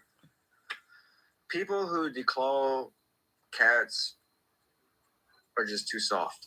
Yeah. They don't want they don't want their couches scratched the hell up. That's what that is. I mean, cats are antisocial, as you said, but it takes a different level of discipline and commitment to train a cat. With any animal, I think. With any animal. With dogs, I hear a lot of people say, I want a female dog because they're easier to train. Who said that? They say, oh, well, a male dog is arrogant and he's this, and it's like you're comparing the male ego of a human to the male ego of a dog. Yep, I believe that. Because when we got Guru and we got him at the pound, when we got him out, he was trained in a week. Like going outside to go to the bathroom, he would go outside to go to the bathroom. You got to take the time out. You know what I mean? You can't just expect him to do it because he wasn't programmed like that either. You can't program a pet. When you tell them the commands, you have to be consistent with it. You know what I mean? It's like with anything.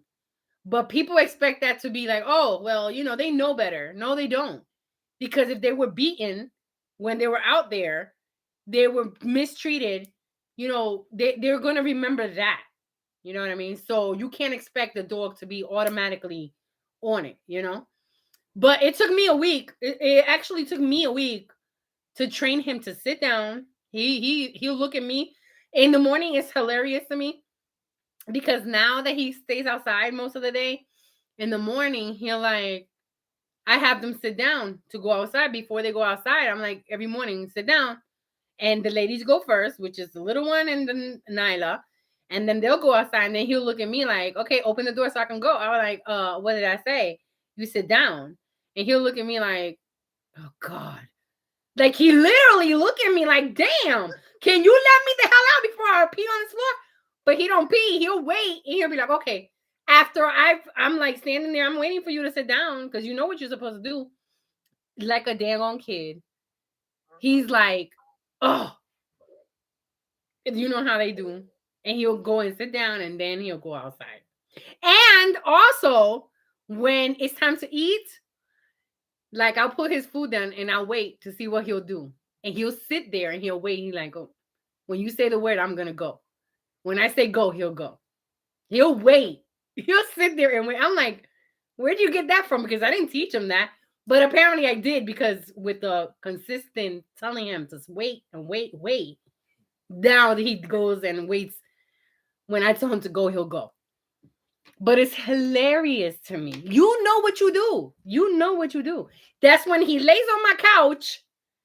And you know, it's something about pit bulls. I don't know if it's all dogs, but pit bulls, between their paws, they smell like cheese doodles.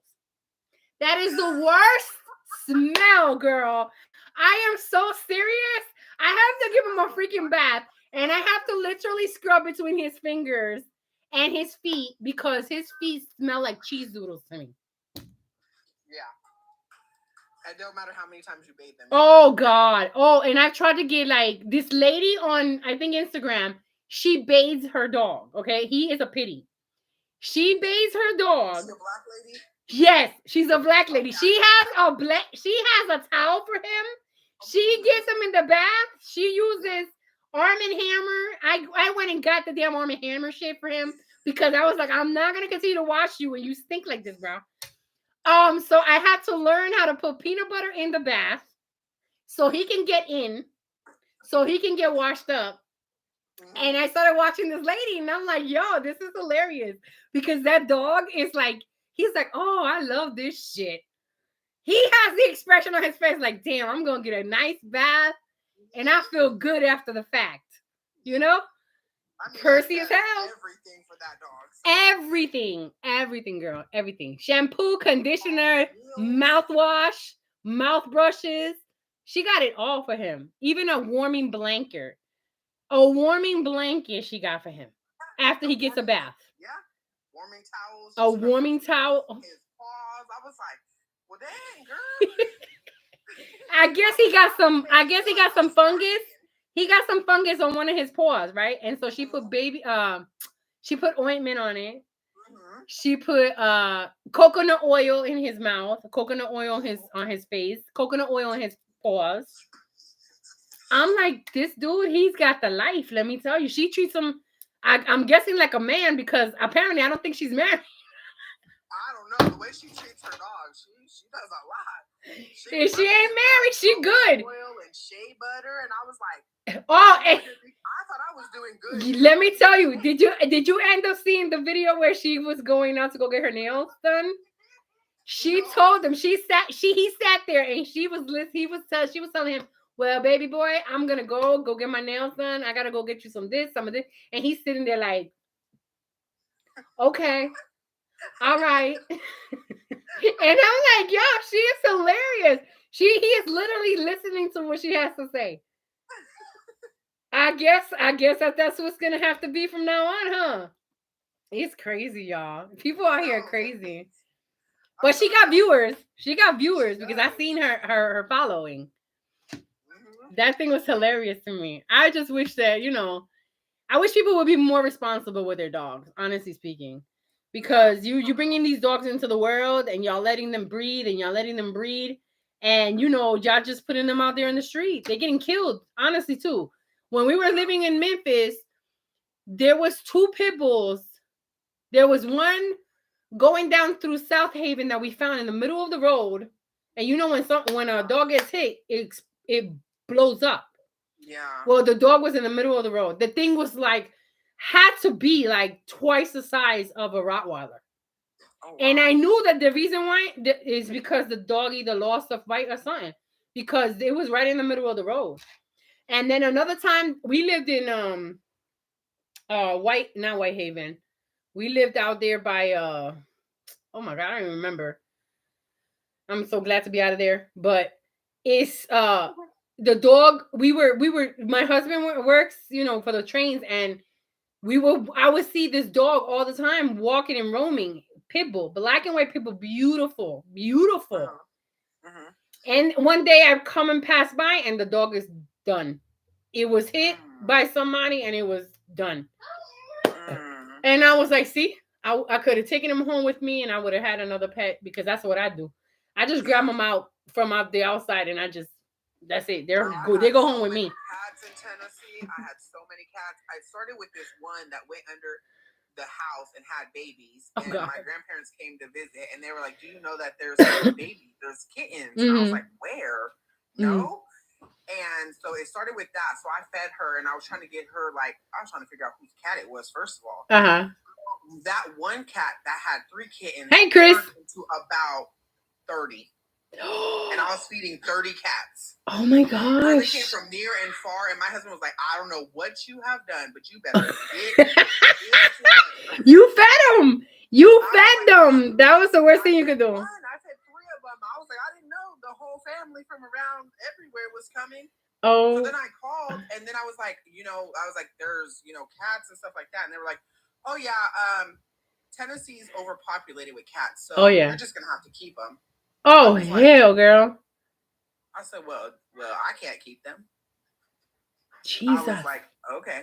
I guess I'm keeping these ones that I'm feeding. I was like, but then they would come back and they'd be all scratched and bleeding. And so they were like getting into fights with, like, I don't know. They said that there was coyotes because we lived in Johnson City. Oh, wow. So, what's up, James? But yeah. So like I said, that feeding it was the mom and 3 kittens turned into about 30 cats within a couple of days. Wow. And then that's they started a lot. breeding, and I was like, oh, Lord, have mercy. I was like, we cannot be doing this. Girl, I believe me, I know what the whole breeding thing is. I used to have hamsters. I had this big fat hamster. He looked like that hamster on Dr. Dolittle. This thing was like about that big in my hands. That thing bred, and it had like about, maybe, no lie, like 25 babies. Oh my God. And then after that, I had to separate the girls from the boys. But I'm good at that. I like animals. You know what I mean? I've had snakes. I've had reptiles. I'm looking into trying to get my husband to see if I can get one of those bearded dragons, because I love bearded dragons. Yes. I love freaking bearded dragons. But you know what the problem out here is? That we've gotten my daughter 2 hamsters. Okay, so one of them fell and it got hurt and it died. But the first one that she got it from PetSmart, and it passed away the next day. It was sick already. I don't know why they sell you a freaking sick animal when they know that the damn thing is sick. Mm-hmm. You know, and I know they know, because how could you not? So you're just selling animals out here for nothing, and you just I bought her the hamster with the whole thing, the whole house and everything. You know, the little. Yeah. So that was 2 years ago. That was 2 years ago when it was her 6th, 7th birthday. Went out, got her the thing. When she got home, the hamster was home. Bam. After school. When I go the next day, the damn thing is dead. I'm like, ay, bendito. She got her hopes up high, and I'm like, I'm the one that got her the daggone animal, and the damn animal dies. So now I'm just trying to get her into reptiles. That's all. I want her to get a feel of reptilians. And I've had geckos. I had a tarantula. I had 3 snakes. You know, I want her to get a different. I want her to get a different feel for the animals. But girl, huh? Girl, you brave, because no snakes for me. No, I mean, you have to know what kind of snake. I had a corn snake. I had a boa constrictor. And they were my ex-husband. My ex-husband used to love reptiles. He had turtles, those baby turtles. Uh-huh. He used to make the fish tank. He used to make it into a whole entire scenery. Beautiful. But it takes a lot to take care of those animals. It takes so much. And you better know that, you have to feed them. You have to, with the snakes. Oh, I've seen snakes eat, baby mice. Oh my God. The reptiles, the geckos, the reptilians. My God, the way they eat the rats, forget it. It's crazy to me. But it's amazing how they do it. You know what I mean? The same thing with the tarantula. I had a tarantula, and it ended up shedding the skin. So when I got the tarantula, I didn't know it until he told me. He's like, okay, so you know what it's doing right now? Because it was burying itself. So I didn't know what the hell it was. So he says, okay, so it's burying itself and it's turning itself over. I'm like, what is it doing? He's like, well, it's shedding its skin, and you're going to see what it's going to do. Girl, just like that, it split itself in half. Oh my goodness. It split itself in half, and it broke out. But the transitioning of that to me was beautiful, because it was like shedding It's like an onion when you shed your Yeah. skin. Sugar But full that right there is amazing. It is so cool to watch. Wow, And it, I've of never course, thought it about takes that. its time. It takes time, Right. but you gotta learn something. You know what I mean? I'm into Right. all of that stuff. I'm into all of that stuff. But I have to find the animals where they're not sick, because I'm not gonna Right. bring home an animal and then it dies on me. You know, I'll be devastated. See, that's what happened to my sister. My sister, when we were younger, my mom got her a guinea pig, and the guinea Oh, pig used to make noise and stuff like that. And they were like, "Oh, make sure you get all of this stuff." And we were like, "Okay." And all of a sudden, they kept like making this weird noise. And I told my mom, I was like, "Something's not right with that." I was like, "What's wrong with that?" Uh-huh. And I was like, "What's wrong with the guinea pig?" And she's like, "I don't know." And I was like, "That's not right." So I was like, so I started looking up and seeing like what else it needed, and so we started feeding it like more greens and stuff like that. And I was like, okay, it should be okay. Girl, we get up the next day, thing's dead in the bottom of the cage. Oh my And my God. sister she like I was trying to get my mom to grab it before my sister seen it. And my sister like happened to wake up and she like, oh no, she walked into the room and she's like, what happened? And just like fell apart. Just started crying. And I was God. like, I was trying for this not to happen, but yeah, it was. I mean, you know what? It's a bad thing and it's a good thing, because they have to learn about life and death, of course. But when I told you my daughter had a female hamster, and what happened with the female hamster was that I had it in my hand and it fell. So she jumped. So it fell, and of course, when it fell on the floor, I knew it because I've had hamsters before, and they've fallen out of my hand. So when it fell down, the hamster was dead the next day. It was like, you know how they have the little bowls and it has water. Right. Well, it was like this in the bowl. Oh. It's I didn't hear the end of it. And I haven't heard the end of it. I know she probably still doesn't, but she tells me all the time, Mama, you killed my hamster. I didn't kill your hamster. Your hamster fell out of my hands and you saw it happen. So how you gonna blame me for it? She like, Mama, you killed my hamster. I'm like, Jesselyn, no, I didn't. You saw what happened. You saw that it fell out of my hands. I had no control. It flew. She was like, she was devastated. But I hate, because when Nina died, my other dog, she was already older, and she found her. She was already at her end because you could tell. So when she passed away, I said, go let Nina out. She went and she found her. She was already dead. And she cried. I told her, you know what? You take the day off of school, because this is what death in life is all about. Right. And then after that weekend, we went ahead and I started the preparation of her burial ground, and we buried her. And she stayed where we were at. She stayed where we were at. And when we decided to move to North Carolina, we was like, I'm taking her with us. I'm not gonna leave her behind, because I had left one already. The Pomeranian, both of the Pomeranians were left behind. We didn't take them with us because we had buried them, but we didn't bury them with the concrete. Like the cement. Yeah. Okay, yeah. So he took her. After that, he took her. He put her in the cement, and we wrapped her up in the box and we put her in cement. And that's what. Hey, Lucian. But let me tell you, you go through so much stuff with these dogs. It's hilarious. Yeah. I'm about to start making videos about them, because you got to see the way that they work. It's hilarious to me, and people don't believe it.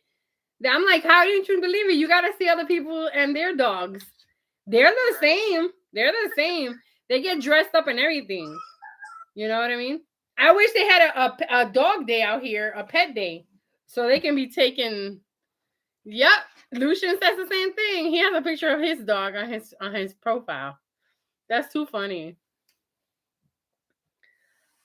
Hey, Nolan, how are you? Long time no see. I know you guys have been here before. I haven't been on in a long time, but wanted to come on. Hey, I beat the ads. I just wanted to come on again and tell you guys that I have a new podcast on my YouTube channel now. Here is the link to it. And you're not gonna see it because I forgot that they're not letting the damn link through. Hey, Maritza. But if you guys are on YouTube, you guys can go to the Logic Room, and that is my new podcast, you guys. I'm alive right now on it. I've been on it for about 3 hours and a half, and it's growing, you guys. We have a new podcast. We have a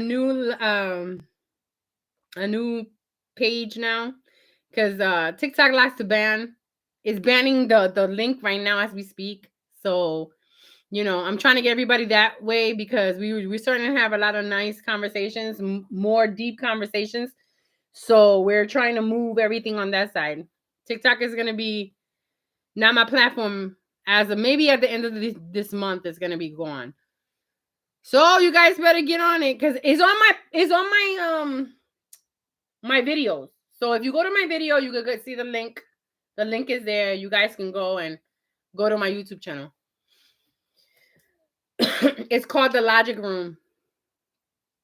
So yes, but it's been a good conversation. We've been having conversations about all types of different things. But when we go into my Logic Room, we're going to be doing some good conversations, and we're going to be doing a lot of conversations on different subjects that are really hitting home with different people, and not different people, but people in general.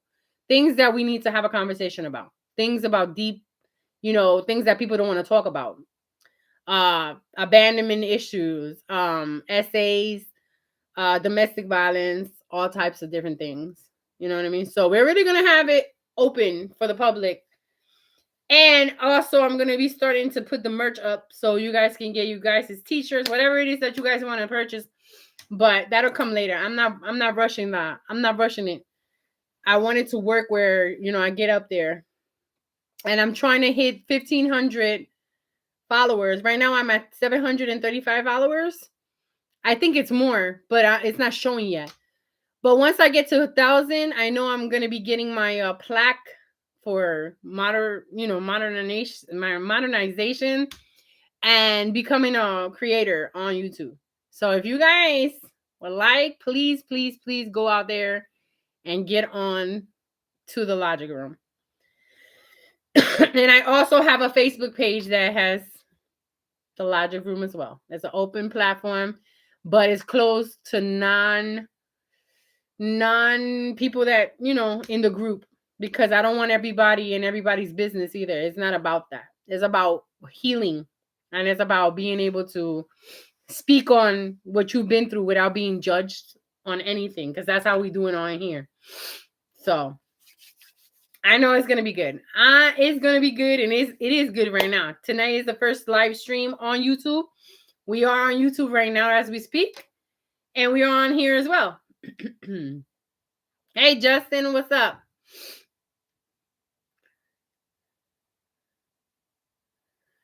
Chris is on here. I invite everybody because I want everybody to be on here, just having a conversation. And I can't believe it's 11 o'clock at night already, you guys. But it is Friday night, so I wanted to keep it a little bit longer. Hey, Manuela. Welcome into the Logic Room. So, again, let me reiterate that we have started our YouTube channel here on the Logic Room, and we have moved over to YouTube. So we're on YouTube as well as on here right now. We are going to be going live on YouTube Mondays and Wednesdays. We are going to have a lot of personalized conversations. I'm looking to see if I can get people to get on to the live. But, of course, this live, it doesn't have what we have here, which is the boxes. That one doesn't have the boxes, but you guys will be able to hear me. You guys could be able to chat with me, and I'll be live with you guys. But I wish we had what we have here. So they might, I don't know. You know how it is. Word of mouth travels. So let's just roll the mouth over there. And let's get these boxes going over here. Because it's good to have, be able to have that one-on-one with people, and have people come on the live as well. I just wish they had it more like that. I think that's the reason why these TikTok grows, because people get to talk and have that one-on-one with people. Yes. And I've been on other platforms where The problem here with TikTok is that people on other platforms, they want to be rude. They want to be obnoxious with the shit. And I don't got the time or the patience for nobody. Don't come onto my live. I've had people come onto the live and just be nasty, obnoxious. When I don't go onto your live to be nasty and obnoxious, I sit there and I wait like 45 minutes to hear everybody talking to understand what everybody's talking about. Because sometimes they don't even have a topic. But when they do have a topic and they post it, then it's a different story, but they still don't want to hear it. You know what I mean? So it really doesn't make a point for me to come into your live and have an opinion if you're not even going to let me speak. I've had that happen many times. I've been attacked for having my own opinion. So this is why we started the Logic Room, because I don't know if you guys remember the lady that got bashed in the face with a brick, supposedly. She got bashed in the face, and everybody was having so much empathy for her that she turned around and she got everybody for some money. But everybody was giving her the empathy. Oh my gosh. And she never even got hit by a man. Okay, all came out in the wash after the fact. So when it came out on the factual part, she came on the live and she was talking about all that she got hit by this about probably like 3 weeks ago. She came on a live on somebody else's live and was talking about how she got bashed in the face by a female because she was out in the club. Now, you lucky, okay? Because she had put some kind of something in her face that made her look the way she looked. That's what came out of that. And my thing here is people are giving this lady, the benefit of the doubt without knowing the factuality about it. She blamed some man that we never even saw. Everything was alleged. But when the reality came out, everybody, what? They stuck their tongue in their butts, because guess what? She just played your asses and y'all still giving her, y'all giving her the upper hand. So she came back to try to get money and ended up where, what's the app that they pay out? She got paid from them and she had to reimburse them because she played them for money. You don't do that shit. You don't do that shit. How you continue to do this shit and you get caught now, and now all of a sudden, oh, you're fine. Let me tell you something. If somebody bashed you in the face with a freaking brick, don't you think that it's going to make more damage than what you just had? You didn't even have no blood. You had nothing. You didn't have a bashed eye socket. The impact of a brick hitting your face is not going to be pretty. Okay? So for you to stand here and say that a man did that to you, what type of shit are you on? And then she wanted somebody to help her. Let me tell you something. If I was out and my husband was with me, you think I'm going to have my husband help your ass out? No. Because you're putting your hands on other men and you're thinking that all men are the same. That's not the way it works. We've had this conversation. You know what I mean? But when I saw her on her little live, I went on there and I was tearing her ass another one, because you don't lie like that. You could have been hurt really bad, and you lied about something like that, and then you're putting other people at risk of your bullshit. Okay, that's not the way it works. The same thing with this little girl. Going back to the one that lied about the little kid on the side of the road. Oh, girl, I was just about to mention that. Girl, she apparently went to jail. She's in jail. She should. She lied. Yo, that shit was peeling away, and I'm like, yo, wait a minute, that shit don't sound right. That makes sense. I was like, I have driven a lot of places, and I ain't never seen a child on the side of the road. I'm so sorry. What is you on? Thank you. And people fall in this stupid ass category that they don't see. They only see the black and the white, but they don't see the gray part of it. You have to ask questions. Yes. Okay? So that's what we have the Logic Room for, because we have broken down all of these situations and have come to the conclusion that there's not only a black and white, but all a black, white, and a gray area. This is what it is. People are trying to make money off of you, however, whenever they can. Of course. So you got to ask questions. You go over here just handing out money. But that's the GoFundMe. The GoFundMe that she just had, she had it 2 years ago. She got 40K from that. Okay? This time around, she got, I think, 50K, and I don't know what the end game was that one, but she had to reimburse 20K of that to the people that are that initially gave her 20K. Okay? And you trying to do it again? Somebody needs to really slap you. And I don't promote freaking bashing of nothing. But somebody, if you're gonna do this and you think that people are gonna fall into their little game, they better start reading between the lines. Y'all people just giving away your money. And things are hard out here.